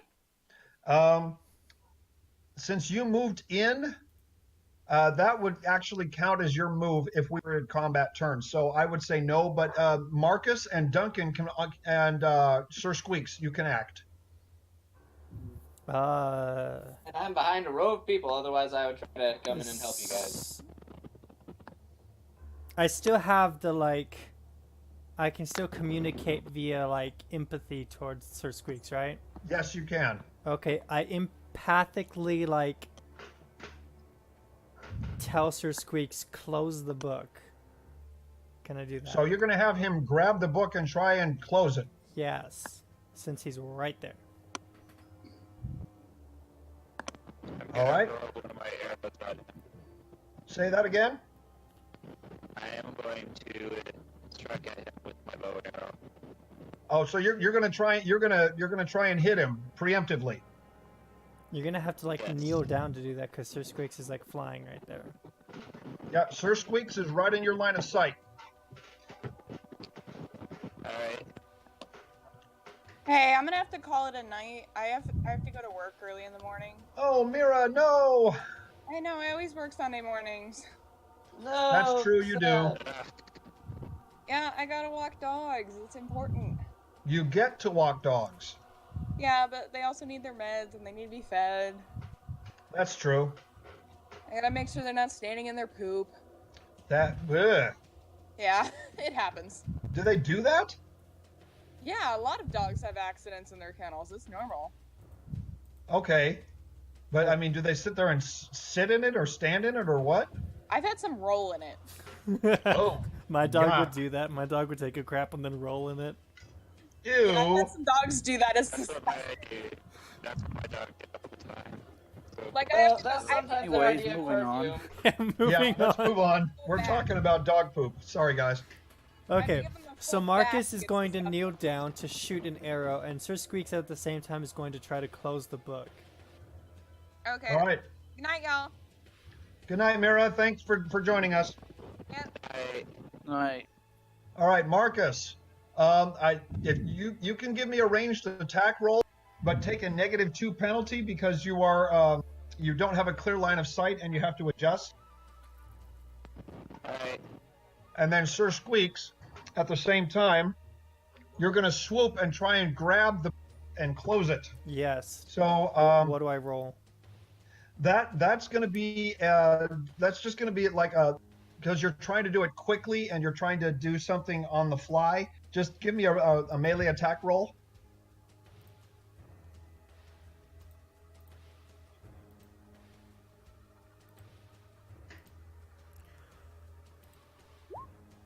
All right, Marcus. Did you take off the 2 because of the penalty? Yeah, I did. Okay.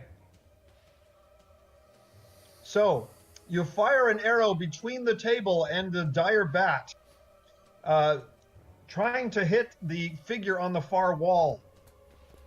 Surprisingly, with lightning speed, he holds up this grotesque figure he's holding in his hand, and the arrow strikes the figure and sticks into it, causing no damage to the creature. Okay, Sir Squeaks, on the other hand, you make a grab for the book and you're able to get one clawed foot onto the book, but you are surprised to discover that it is unusually heavy and you are unable to budge it.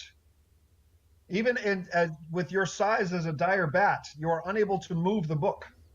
Yeah. So Sir Squeaks is there holding it with one claw, like flapping and like squeaking. Can Duncan like notice that? All right. At this point, yes, Duncan, of course, has got to notice, but he is more interested in approaching this creature and figuring out what's going on. He is actually stepping right on top of the inscribed circle on the ground as he circles the table, approaching the creature in the corner. When Duncan gets within 10 feet of him, the snide smile on the vampire's face fades away and his eyes widen in surprise and a little bit of fear. And then Duncan, seeing this reaction, he stands over him and says, "Yes, you know who I am. You know who I represent." The circle is actually, let me draw the circle for you. Oh, okay. It's bigger than that.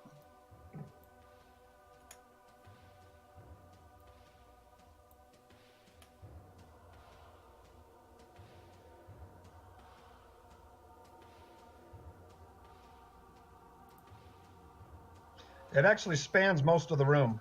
Okay.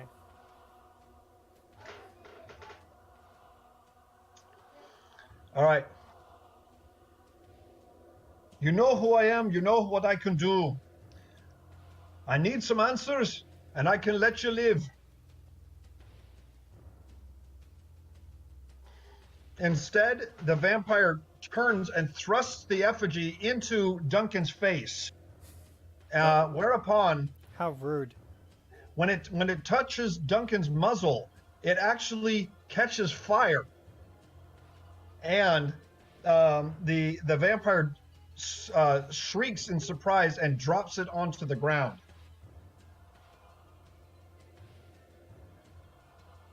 Oops, not that one. Sorry. All right.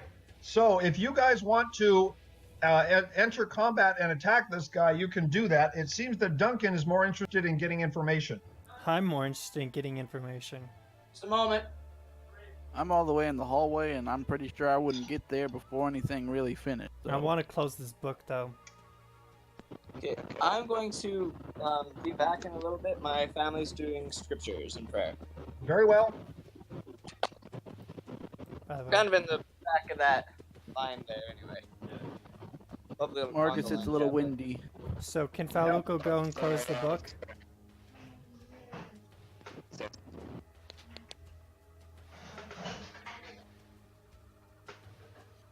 All right.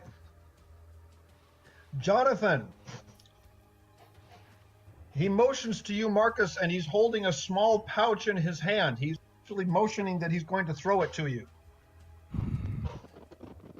Okay, toss it. Okay. He tosses it in the air over Father Kern's head. So, Marcus, give me just a straight dexterity check. So take a d20 and then add your dexterity bonus to it.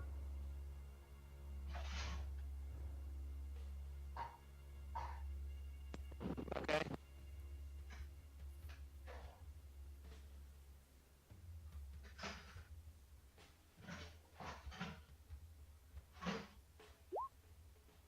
Haha. Believe it or not, that's exactly how much you needed. 13 or better. Nice. All right. You snag it out of the air. It is a small pouch that is very light. It fits in the palm of your hand.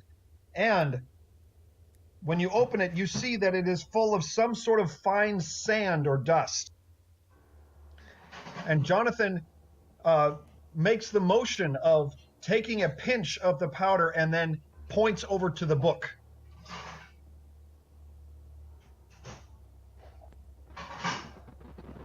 I nod. Meanwhile, Duncan is still interrogating the creature, trying to get attention on him. You don't know if Duncan is aware of what's going on between you two, but the vampire has certainly got his attention on the horse. Can Faluku move at this point? Yes, you go ahead. Okay. He goes towards the book to try to help Sir Squeaks close it. Okay? So you're gonna put your hands on it? Yes. 1 or 2 hands? Both hands. Okay? So you grip the book on both sides and try and slam it shut with both hands? Yes. Okay? As you I'm gonna sprinkle some of this stuff onto it. as you grip the book with both of your hands, make a fortitude saving throw, Foluco.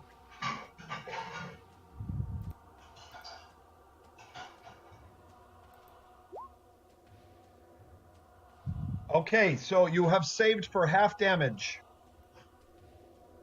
When both of your paws grip the book, you can feel an electric jolt traveling up your arms.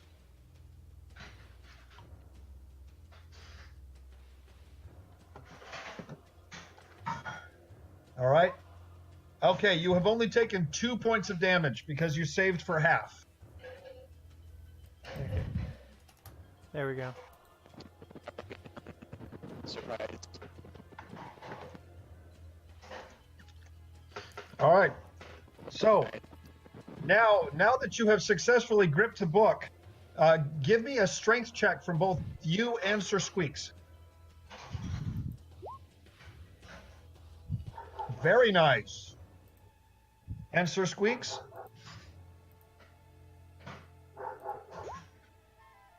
All right. So Sir Squeaks is still unable to contribute any to the effort, but you, through a Herculean effort, are able to squeeze the pages so that they come closer together.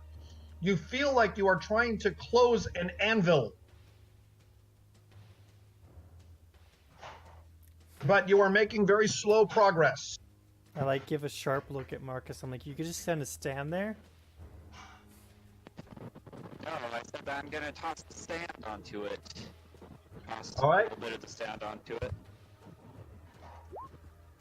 Okay, the vampire still has his attention on Duncan at the moment. So, Marcus, as you do this, give me a move silently check first. Alright.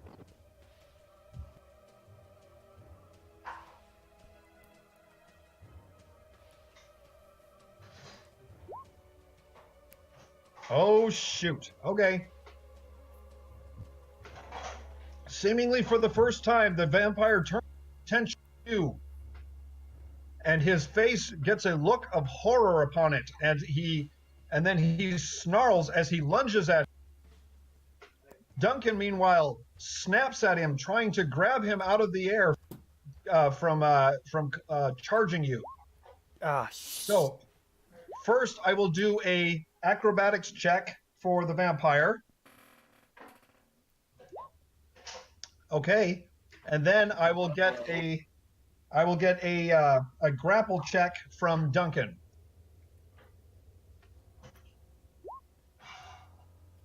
Oh no. So actually, both of those succeed.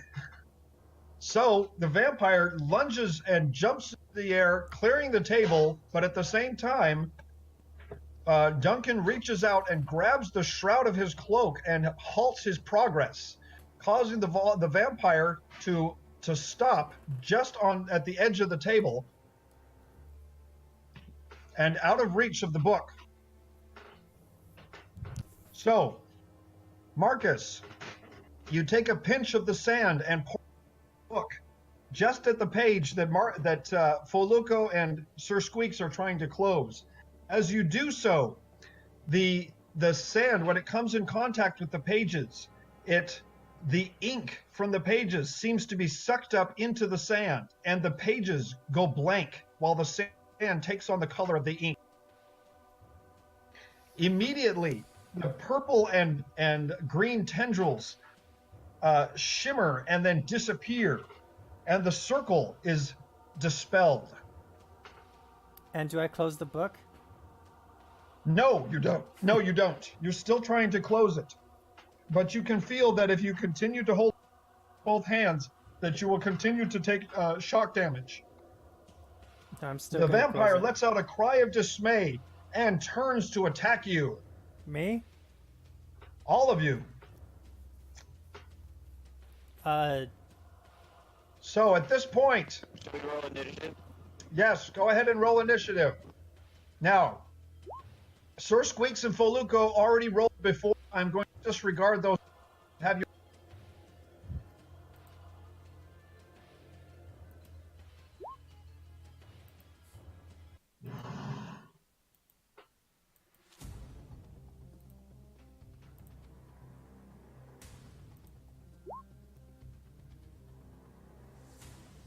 So let me do this.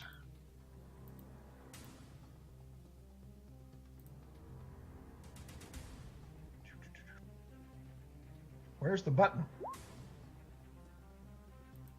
I do not see a button.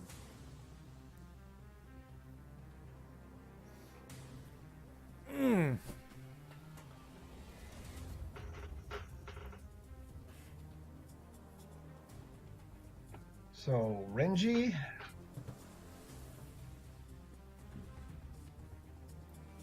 Wait, I need to select him first. That's right.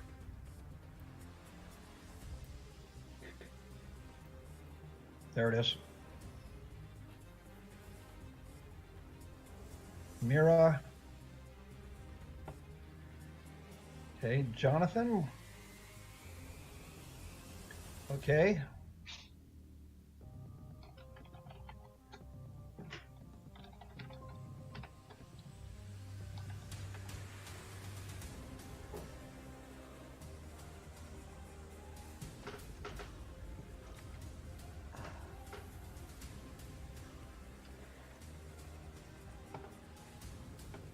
Wow.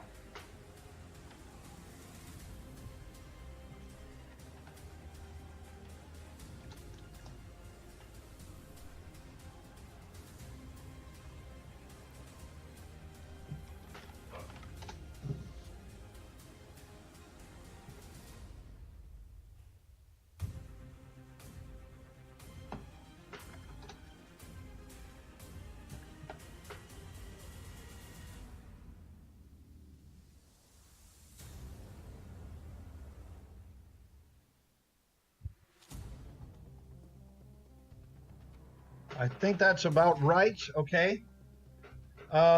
Sheik, did you want to add yourself to the initiative order? You are out of combat at this point, but you can roll initiative to join in. So did the green circle disappear already? The green circle has disappeared, yes. Now I realize that I've got to go through and erase every individual one because I made it a dotted line. Don't accidentally delete our characters.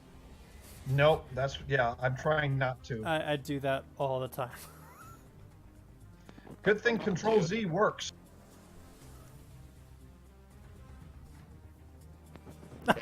Well, bye. Sorry about that. Here, I'll move him out of the way. There you go. Thank you. I accidentally deleted Feluco. You did the Don't. Thanos snap on him. I did the Thanos snap on the party. Just pray that you're not part of the 50%. Spoilers. No Yeah, no spoilers. spoilers. If you've seen Endgame, no spoilers, please. Oh, it was such a good movie. It was. That is the extent of your discussion. Loose Fang, have you not seen it either? I have not.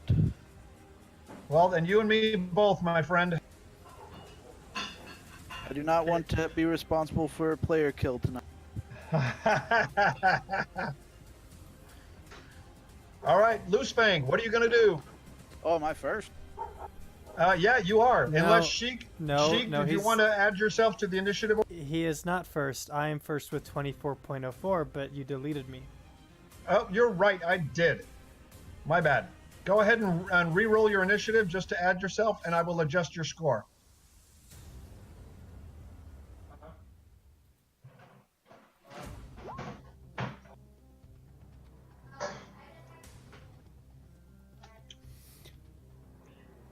There we go. Okay, Feluco, you are first. So how much of my action will it take to finish closing this book? All right. It's a full round action. It's requiring all of your effort. Okay, let's close it. Okay, give me a strength check.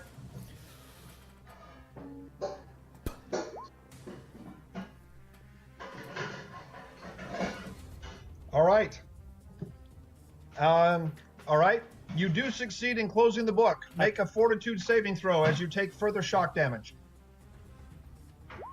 I pocket the book as well. You what? I will pocket the book. What should I one name? moment. What should I name this tendril tentacly book? You would need to pick it up first. You haven't done so. Oh, can I also do that? Not this round. Oh, It's requiring all of your effort and strength just to close the darn thing. You have taken 5 additional points of shock damage. but fortitude. Yeah, you would have taken 10 otherwise. Oh, dang. Okay. All right, Loose Fang, go ahead. Well, as I get too, or at least not close enough to do much, I'm gonna take my whole round to get over to here.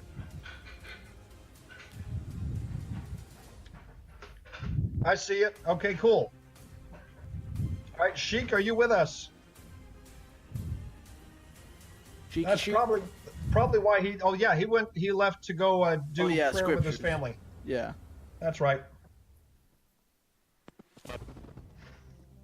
So I'm going to move Sheik. Meanwhile, Marcus, it's your turn. Alright. Did I already use up all of my ice bolts? Or. Yes, you have used up both of your ice bolts for today. Alright. So then I am going to launch another arrow right at the vampire. Okay, give me a ranged touch attack. Just a ranged attack. Alright. Oh look, I'm in the room. Hi, I'm back. Yep. Sheik, I went ahead and moved for you. That is more than all right. Gosh darn it. Yep. Marcus, yeah, you are feeling a bit of frustration at the resilience of these creatures. And you are actually grateful to have the help along with you because you're not sure if you've been able to handle these creatures with just the party. You.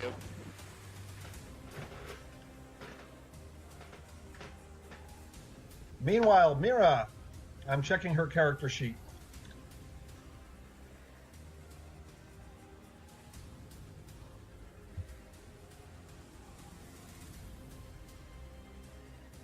Random question, is the sand supposed to be holy sand? Say that again? Is the sand like holy sand? It was probably disappearing ink sand. What this it's called blotting sand. It's actually magical blotting sand that soaks up ink. Ah. Okay, that's an interesting It's thing. it's a rather simple creation, but it's effective if you have writings that are made in just regular ink but not magical ink. It will soak them up and erase them from the page. Oh, that's cool. So Jonathan was actually hoping that this vampire had not taken the precaution to use magical runes to write his spellbook. Well, good thing he didn't. You know, simple solutions to complex problems, those are usually the best way. Indeed. All right. Mira, she rears her hand back and shouts a holy word, and a glowing blue hammer appears in her hand. There's that spiritual weapon spell. Go Mew Mew. So, Mira takes courage and steps forward to try and bring it down upon the vampire on her next turn. Sir Squeaks, what are you going to do? Sir Squeaks is gonna try to roll a grapple on the vampire. So you're actually going to try and restrain the thing. Yeah. You realize he is already sort of grappled. Even better. Which reminds me, I didn't roll initiative for Duncan. Too many players.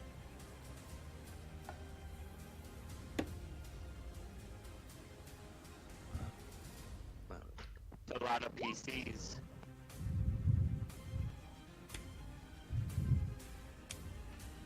Yes, many PCs.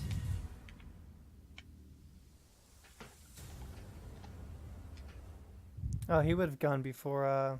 You're right, he would have.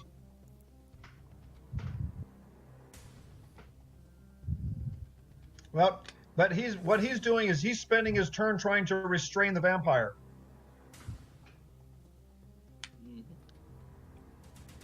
All right, Sir Squeaks, your grapple check is not sufficient. As even though in his semi-restrained state, the vampire squirms away from your grip. Okay. This guy's a tough cookie. Indeed. I can just easily see it's like you're holding the Thor hammer as a plushie. Wait, say that again? You're breaking up. I could easily see Mira just like being a plushie holding like Thor's hammer. For spiritual weapon. Yeah. All right, we've got to have that done. We've got to make a plushie of Mira wearing her white cloak and all and holding Thor's hammer. All right. That would be awesome. I'll get right on that. Oh, we I'm also kidding. have to have her riding the huge gigantic ant that she summoned. So on the back of a giant worker ant, wielding Thor's hammer epically, with her hood thrown back and her mouth open in a war cry. That would be adorable. Yes, it would. It would be so hilarious too. All right, the vampire attempts to escape from Duncan's grip and succeeds. He is free and he wriggles away from his grip. All right, Father Kearns. Father Kearns drops to his knees and utters a sacred prayer, which bolsters your courage. You are now all affected by the prayer spell as well as the bless spell. Cool. So, And let me read what the actual prayer spell does. So is the book any lighter now that I've closed it? No, it is not. Okay. It still feels like dead weight. All right. You and each of your allies gain a +1 bonus on all attack rolls, damage rolls, saving throws, skill checks, while all of your foes in the vicinity take a -1 penalty on all of the equivalent rolls. Oh, by the way, that grapple check was not with a... Nice. did that receive the blessing bonus? Blessing bonus is only on attack rolls and saving throws, not strength checks. Okay. However, the prayer, on the other hand, applies to attack rolls, damage rolls, saving throws, and skill checks. Okay. So it's a third level spell. It's like a more powerful bless, but it does stack with bless, which is nice. Heck yeah. So let me give you guys all the prayer spell.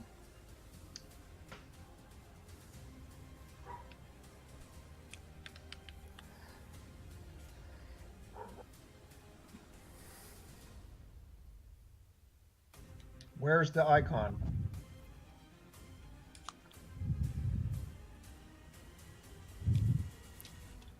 There we go.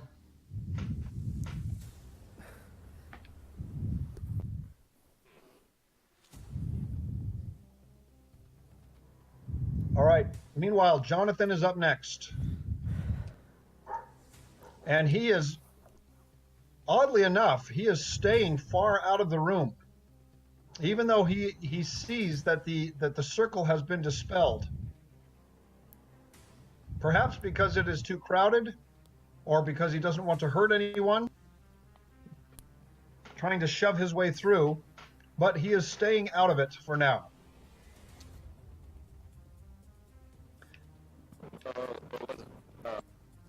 Renji, on the other hand, will have none of that. All right, Foluco, can you give me a fortitude? Attempts to shove you out of the way.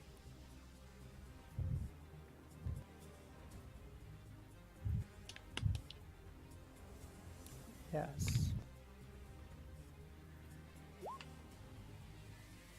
All right, you are shoved roughly against the wall, and you are temporarily knocked off balance.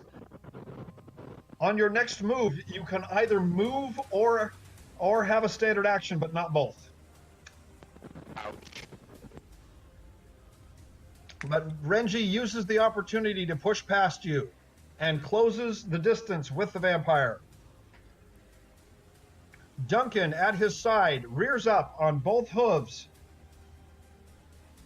and surprisingly is not trying to do actual damage, but is trying to simply knock him off of his feet into a prone position. This is interesting because Duncan's usually just been flat out killing all the others. Which should tell you something. It does tell me something.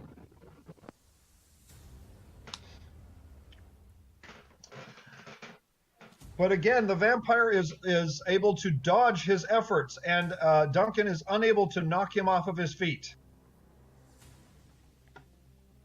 Well, that's right. The vampire is also affected by prayer. All right. Foluco, it is your turn.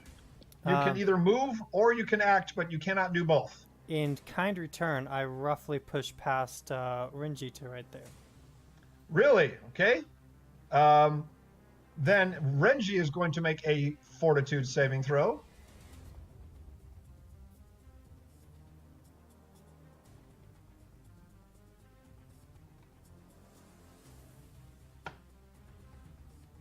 All right. What is your strength bonus, Foluco? I have 13 strength with the modifier of 1. Yep. You are unable to push him out of the way. I still push past So him. your move is ineffective. Can't I still push past him? I'm afraid not. He's in your way, as is the table. So if you wanted to climb over the table, you could have chosen to do that, but you told me you wanted to shove past him, and you failed at that. That sucks. Okay. So Sheik, what have you got? Yeah. Well, I'm kind of at the back of the room, away from all the action.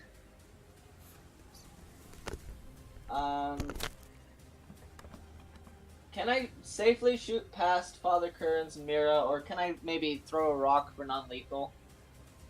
You're trying to do non-lethal damage. Yeah, an arrow, it's really hard to do non-lethal damage with an arrow.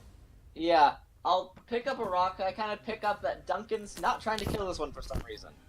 So I'll try and see if I can peg him in the head. Okay, so you are throwing over the heads of both Father Kearns went down on his knees, so he's not in your way, but Mira is definitely in your way because she's holding that hammer. So you're gonna throw. So give me a ranged attack, and take a -3 penalty. All right, we can do that.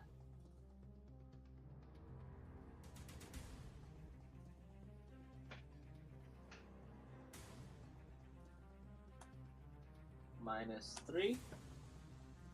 And fire at will. All right. Taking careful aim, trying not to hit Mira as you go by. You overshoot, and the rock actually hits the ceiling and then clatters to the floor next to the table. Well, I tried.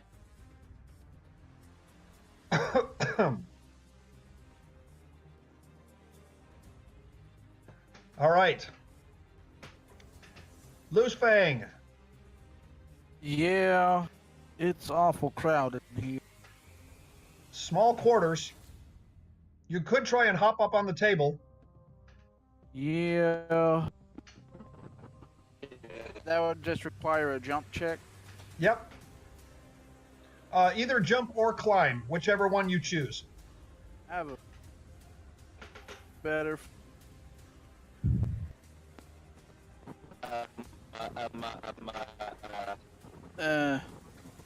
6 and 1/2 dozen of the other. We'll just go for it. Okay, so they're the same? Yeah, can I use my staff as sort of help? You want to, like, pole vault from your staff? Kinda, like not full pole vaulting, but just sort of stabilize as I jump, sort of push I got up. you. I got you. All right. Well, if you, planting your staff, it'll give you another bonus, one bonus on that check. Do the thing. Alrighty. That sounds cool. Let me add that miscellaneous. Yeah, miscellaneous bonus. And is the bless doing it? The bless does not, but the prayer does, because the prayer gives you a +1 on any skill check. So I have +2 now for the That's jump. correct. Yes, +2 on your on a jump check. Good. And you know what? That's good enough. A 9 was not, but an 11 is. So that puts you up on top of the table. And I can still reach him with staff from here. Yep, you can. Then I will do so, or attempt. Now, okay, so the bless gives you a +1 to hit, and the prayer also gives you a +1 to hit. So add a 2 bonus to your attack roll. Yep. Righty. Oh my gosh. No, that's just barely not enough. Yeah. All right. And that would have been pretty heroic if you would have been able to pull that one off. Maybe next time. Okay, Marcus, what are you going to do?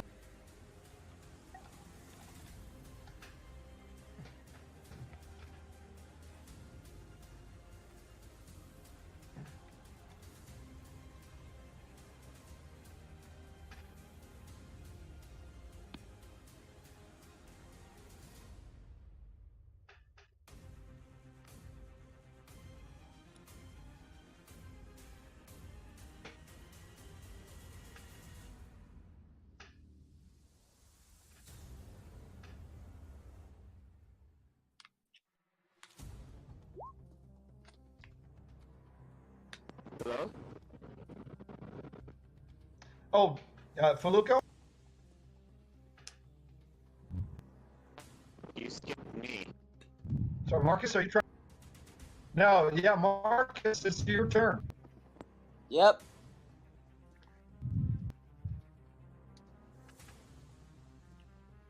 Yeah, I can't. Are you saying something, Marcus? I can't hear you.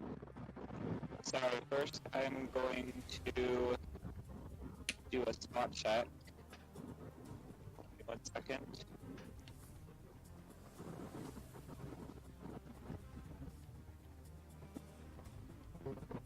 Yeah, we were waiting on you. I was just rolling the spot check to see if I saw that thing. Hmm. Since I'm like right next to the door.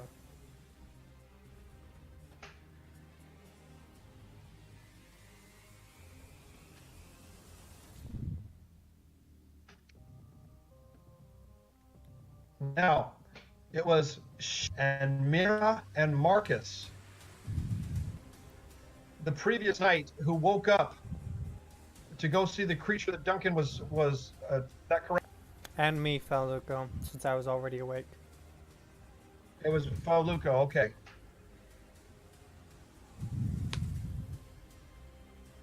Something like that, yeah. Okay, so Marcus, what are we doing here?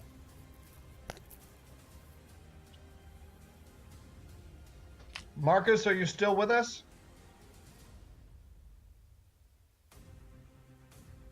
Marcus? Maybe getting logged in or... Yeah, I think we may have lost Marcus. Sad.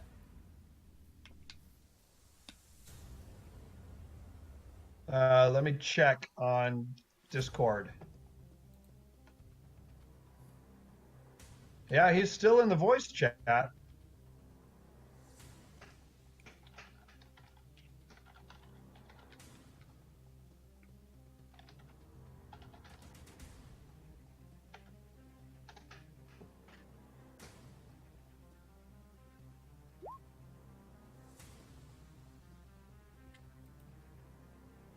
Ah, okay, I got you. Okay.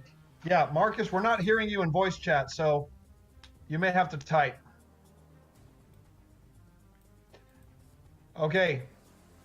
Marcus, you take a quick look to the south and you see, just silhouetted against the darkness, a pair of leathery wings that are, but whoever those wings belong to, they're not in the air or on the ceiling. They are on the ground. Okay, so Marcus, can you hear me? Yeah, sorry. Yeah, I can hear you guys now. Gosh, dang it, Okay. stupid connection issues. Yeah, we lost your voice chat for a bit. Yep, we I did. was trying to check and see down here where I can see. So did you hear my description? See if I can see it. No, I didn't. Okay. Just barely silhouetted against the darkness to the south, you can see a pair of leathery wings. Curiously, whoever these wings belong to, they are not in the air or on the ceiling. They are on the ground, but that's all you can tell. Okay.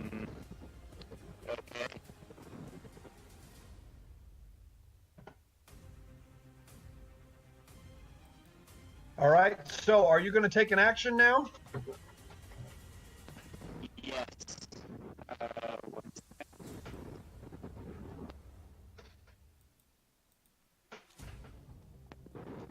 I'm going to do a random casting check Okay. to see if I can try and freeze this section off right here. So you're going to try and freeze off the doorway. Yes. Okay. So, and you are wearing your bandana. Go ahead and 17 or better. Okay.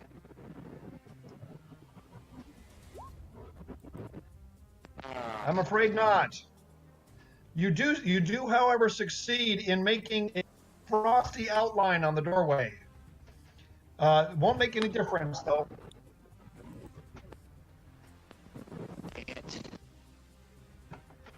All right. Meanwhile, Mira hugs the wall and tries to cast her spiritual hammer past you, Loosefang, to try and hit the vampire.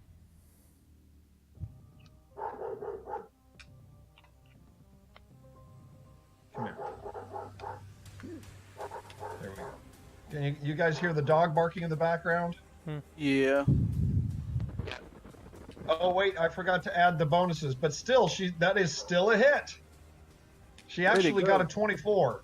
That is a good one, Mira. Dang, I wish you were Nice. here to see that one. All right. As Thor's hammer.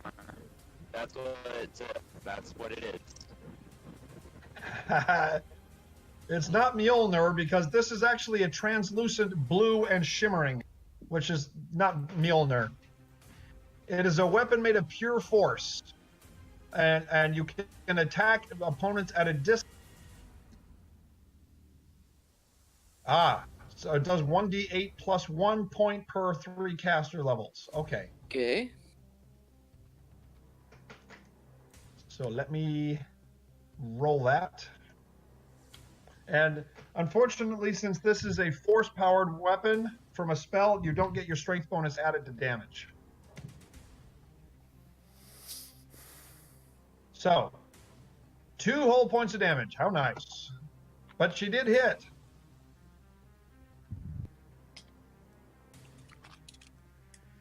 Okay, Sir Squeaks, what are you going to do? Sure, Squeak sits on the book and protects it. He sits on the book? And protects it. Okay. As soon as both of his claws come in contact with the book, he also feels a jolt of electricity coursing through. Okay. Make a fortitude saving throw, Sir Squeaks. Bad choice. You can protect something without standing on it.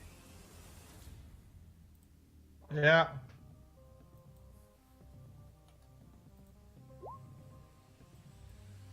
Oh, cool. So you do take half damage. So you take only 3 points of damage, Sir Squeaks.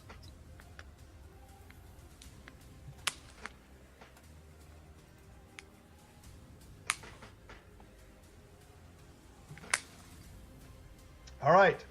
This vampire, seeing that he is surrounded, makes a will saving. Fail it.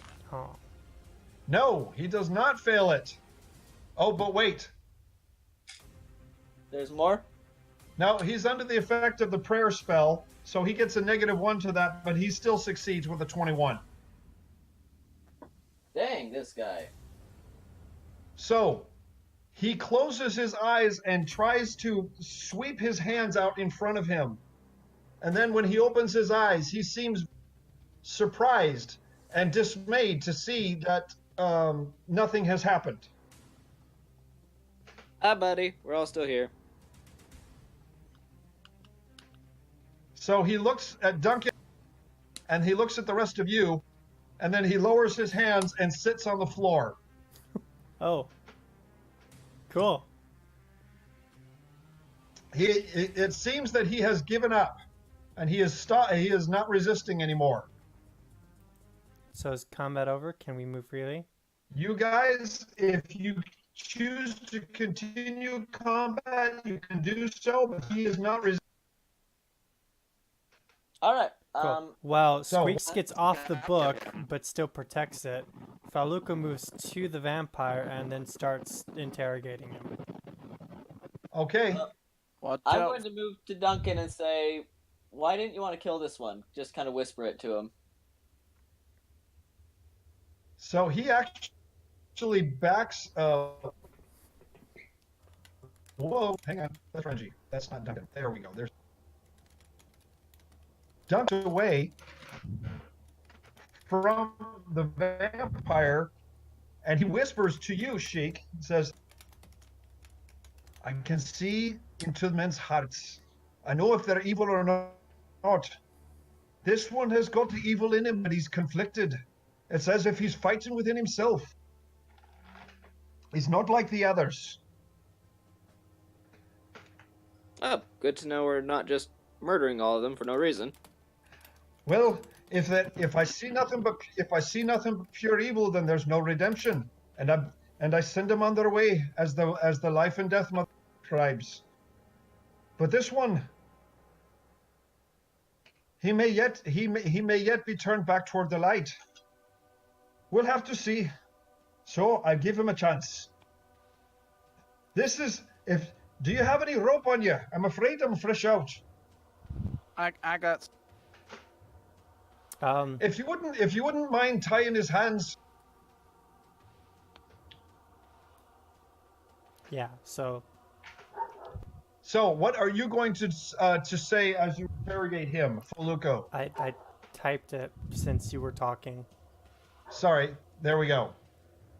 Yeah. So in a raised voice, Feluco grabs the vampire and says, "Where is he?" He who?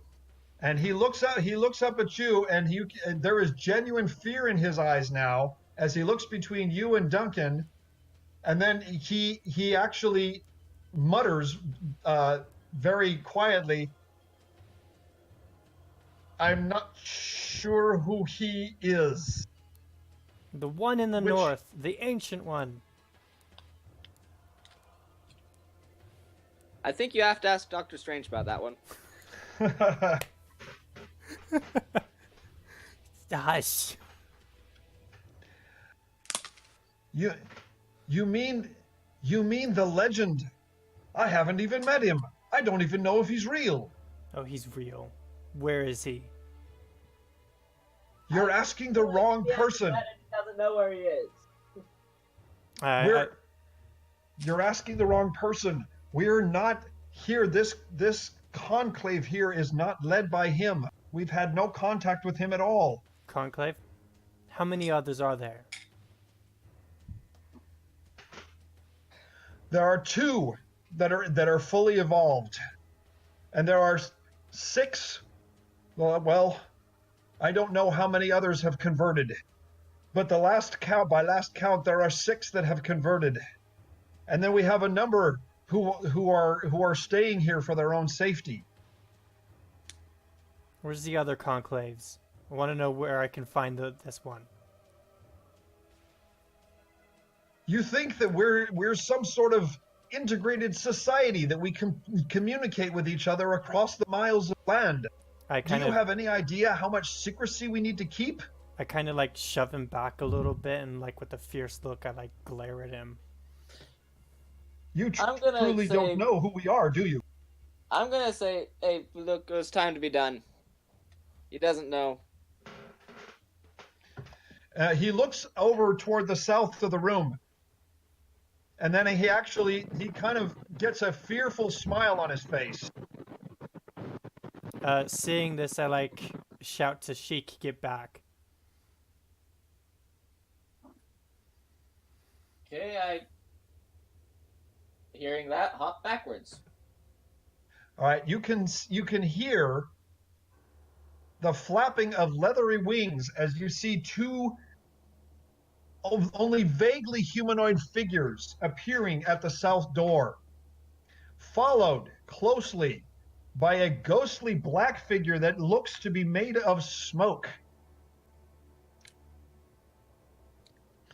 And Duncan, for the first time since you've met him, Duncan actually has fear in his eyes, and he steps forward and he says, "Back, out, all of you, out now!"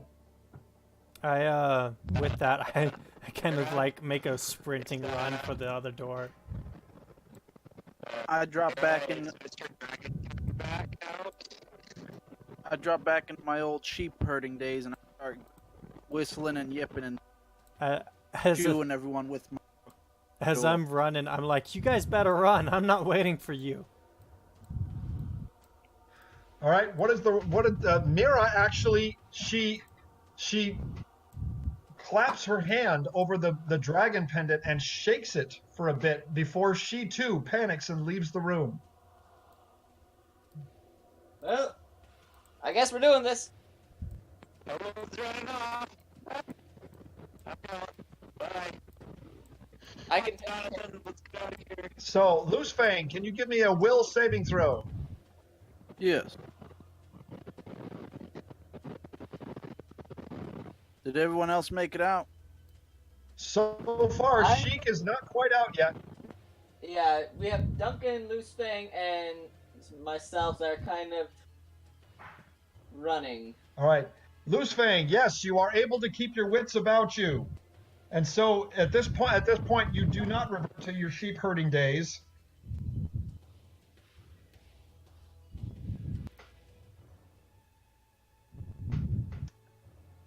All right. Duncan, you coming?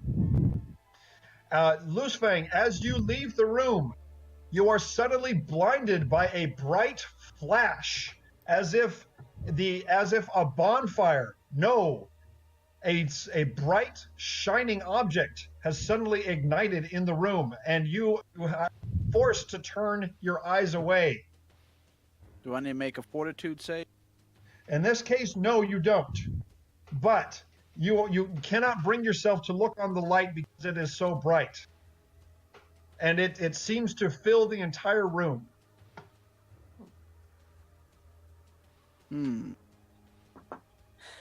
Let's keep a vampire at bay. All right, so at this point, are you going to leave the room, or are you simply turning your eyes away? Just gonna step right outside Sheik moving. Oh yeah, just give me a moment. I just stand here, but I'm still kind of waiting for Duncan. As I'm on the other side of the doorway, I like motion everybody to get out of the hallway and to get into the next room.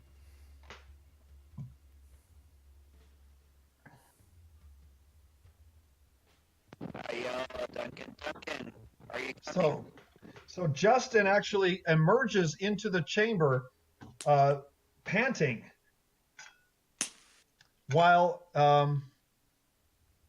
Renji seems a bit confused and is indecisive on whether to continue retreating or going back into the room. Mira dutifully follows her companions, Father Kearns and Brother Thomas.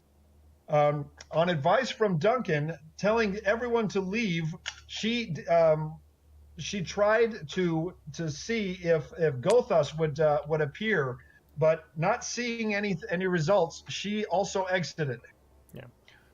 With these right. few people in the room, I kind of like turn to them. I'm like, "Why are you still here? Keep going." We can't just leave Duncan in there. Yes, you can, and you will. You won't survive if you stay. I'm yelling for Duncan. All right, Marcus. So Loosefang and Marcus, are you going to try and look back into the room? I will. All right, so then I need the two of you to make fortitude saving throws to see if you can actually perceive what's going on.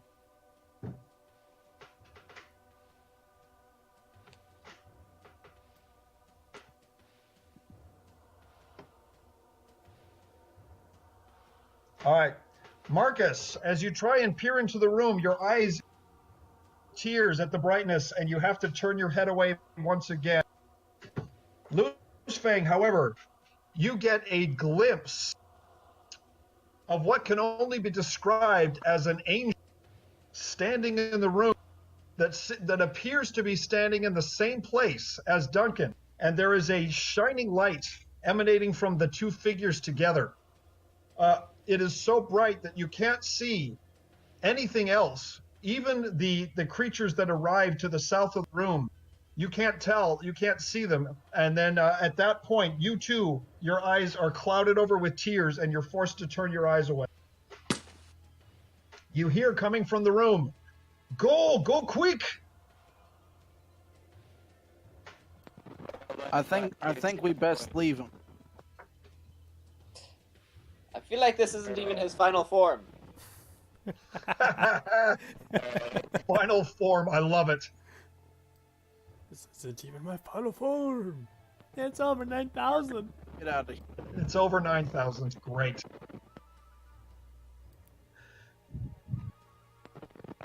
All right. Random casting check. Real quick. So, okay, you're going to try and random cast. What are you going to try? Seal off the door?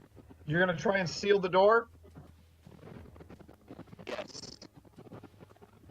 Okay, give me a roll.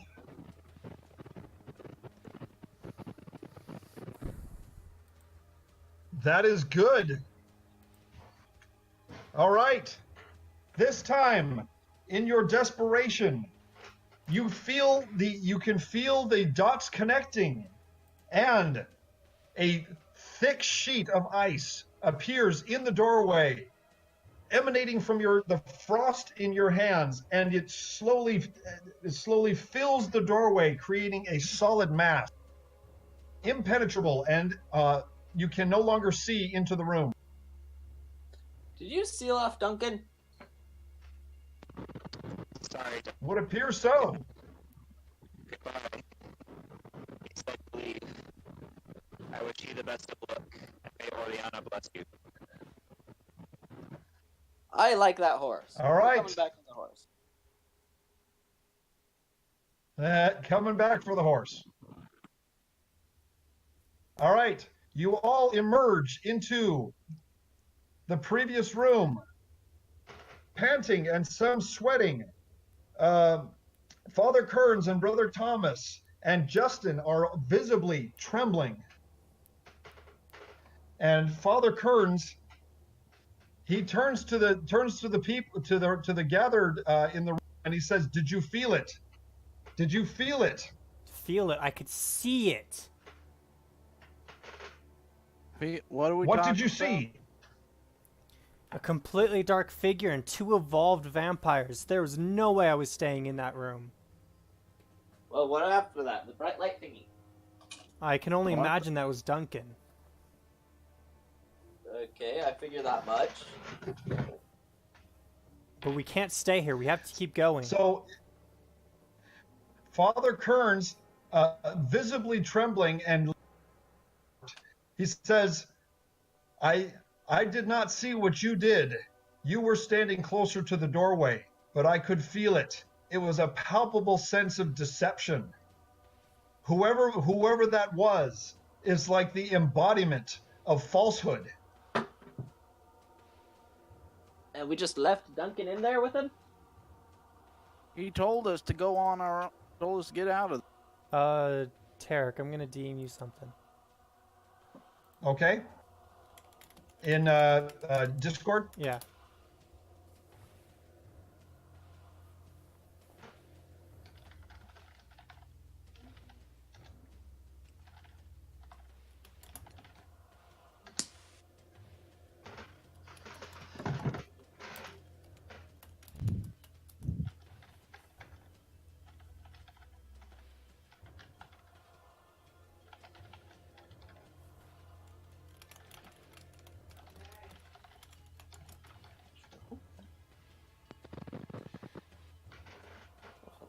Things I could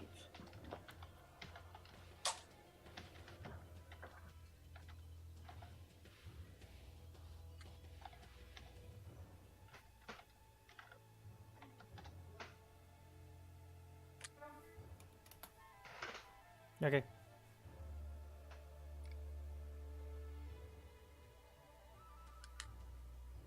All right.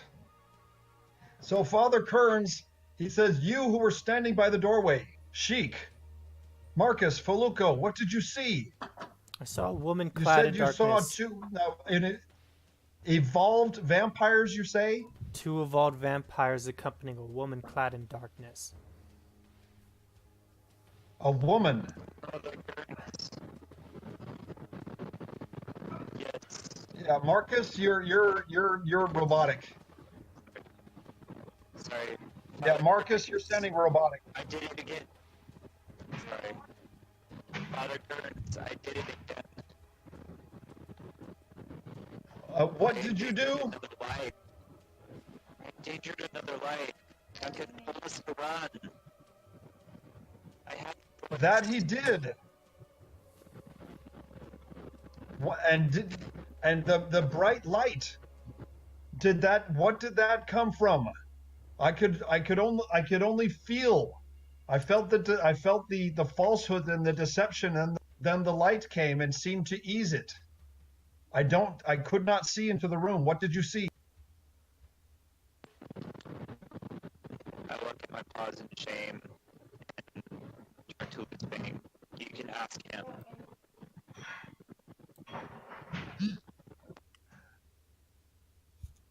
We don't know. So he comes over to puts a hand on your shoulder, even though he is still visibly trembling. And he says, there's no telling what Duncan's fate is. I take a step forward to In danger, yes, but I sense much more power in him than he lets on. I suspect we will see. After taking And a sorry, step, what was that? I said after taking a step forward, I say to the party, we shouldn't stay here any longer.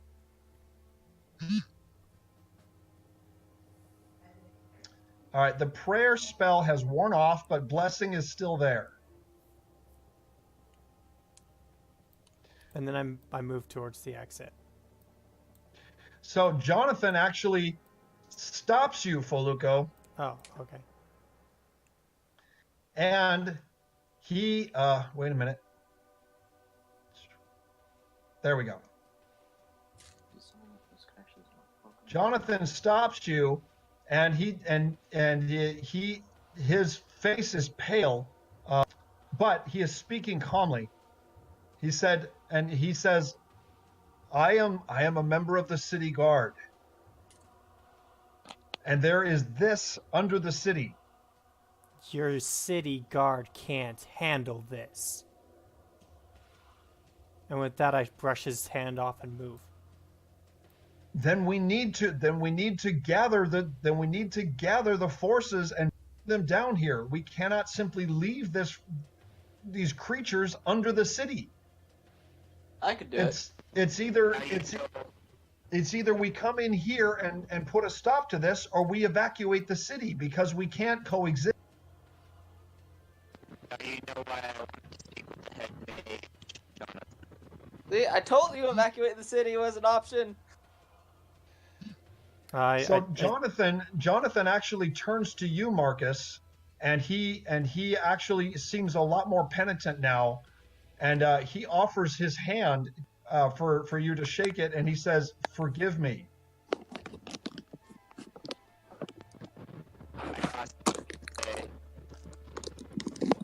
I don't know what else to do. I feel like I keep doing wrong wherever I go. You know, we just alerted the city to a vampire problem that they didn't know about. If it expanded, I'm pretty sure there wouldn't be a city in a couple months. So, and then Jonathan actually pulls you to him gently, and he says, those who are too afraid to try things because of the fear of failure never accomplish the great things. You keep failing until you succeed. And then he lets your hand go, and he says, let's get back to the surface.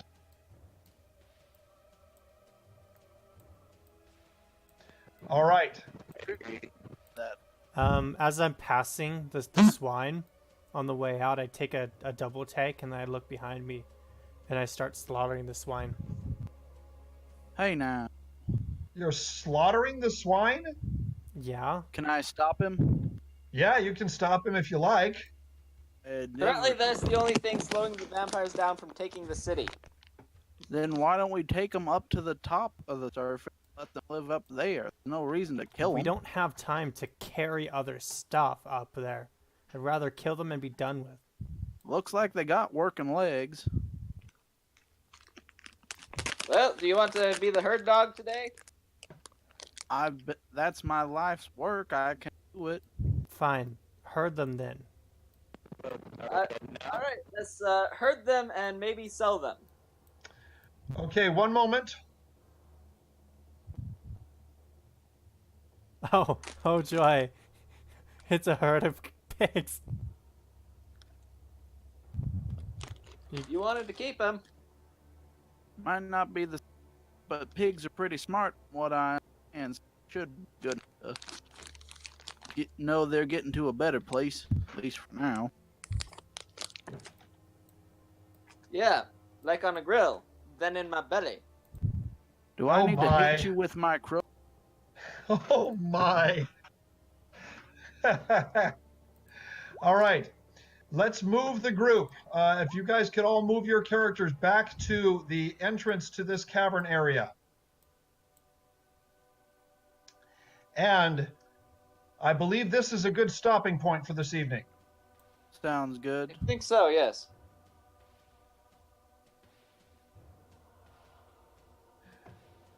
All right, what have we discovered? What have we learned? Vampires be crazy. I'm not coming back down here again. So what Duncan's got some friends on the other side. something happened in there that you don't quite understand. Loose Fang, I don't know if you want to share what you saw or what you thought you saw. While we're walking, discussing, like asking what was noticed, I just let him know that I thought I saw like a figure where Duncan was near him. Again, it was quite bright and hard to see clearly, but I thought I saw a putty tat. Oh my. it looked like he was probably in good hands.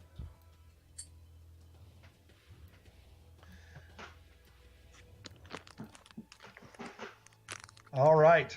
So at this point, the bless spell has also worn off.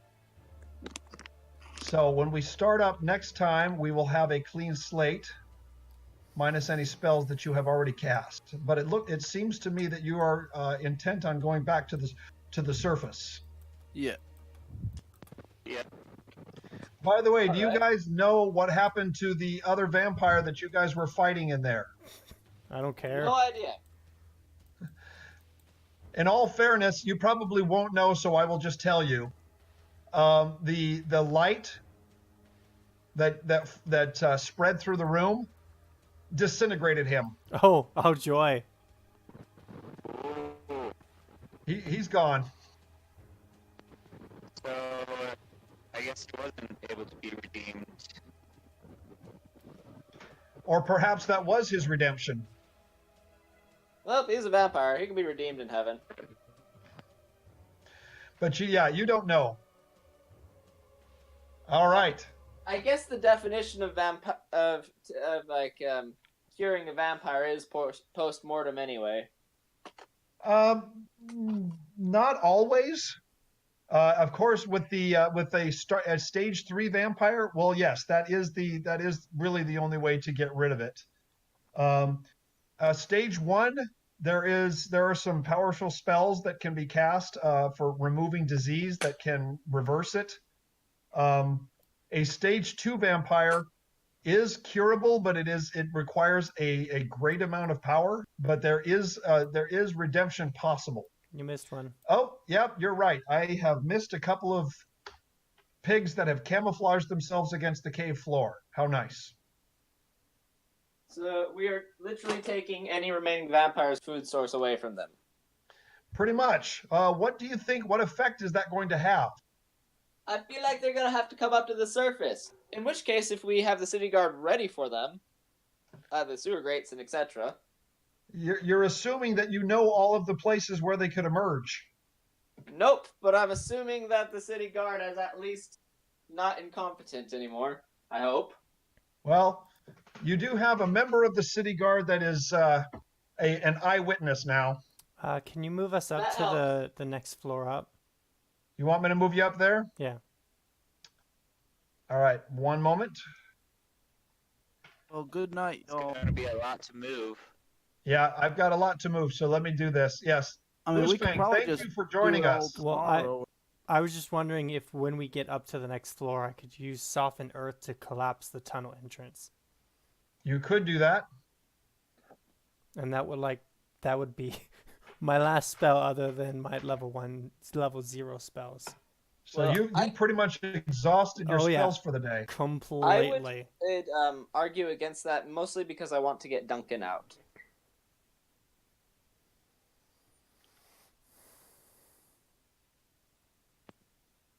Hello? Hello. But yeah, Yeah, still here. Alright. So let me do. I've got everybody on the next level up. I'm trying to arrange people. Okay.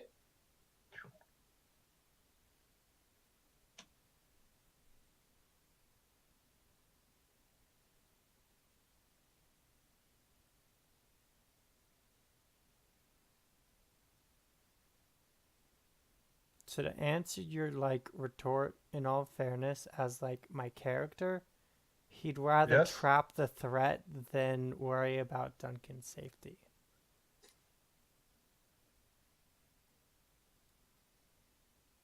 Okay. You said that he'd worry more about a threat than potential safety? Then Duncan's safety. Oh. Okay. So his opinion is to just collapse the cave. So Well, we have a moral conundrum at this point. yeah, What are you going to do? I haven't heard everyone else's opinions on the matter. Well, yeah, we probably ought to Matter of ask. leaving Duncan? Probably ought to include Mira in that decision. So should we hold that Uh, off till later? Yeah, that's something we can discuss. We can discuss. We should table that for next time. I will say Well, this. I kind of sealed off Duncan in that chamber. I will Well, say this this: is Father ice. Ice Kearns will melt is if you break is out. so Father Kearns is somewhat confident that Duncan will survive the encounter.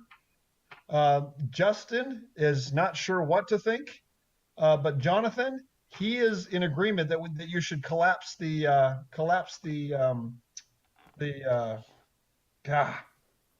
The gate. I'm sure there's more than one way into this cave. the shaft. Thank the you. other thing that Collapse the scares me. shaft so that they can't come back into the sewers. So if there is another way out, we don't know. Where that would emerge, well, we don't know that either. So, but Jonathan is confident that if they dug this tunnel from their cave system, then that must be their primary means of getting into the city. Hmm. At the very least, it would slow them down.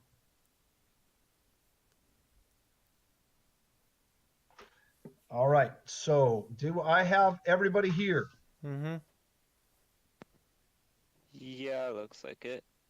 Swine.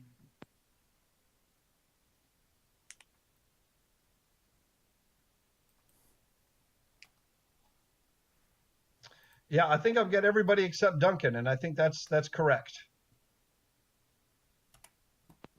Yep. Yeah, we out here. Heck.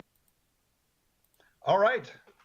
So, good session this evening. Some more revelations going on and more mysteries to unfold. So, we will tune in next time. Is the stream still going, Foluco? At the moment, yes. All right. I think right now might be a good time to end the stream. All right. Bye-bye, people. Have a good night, folks.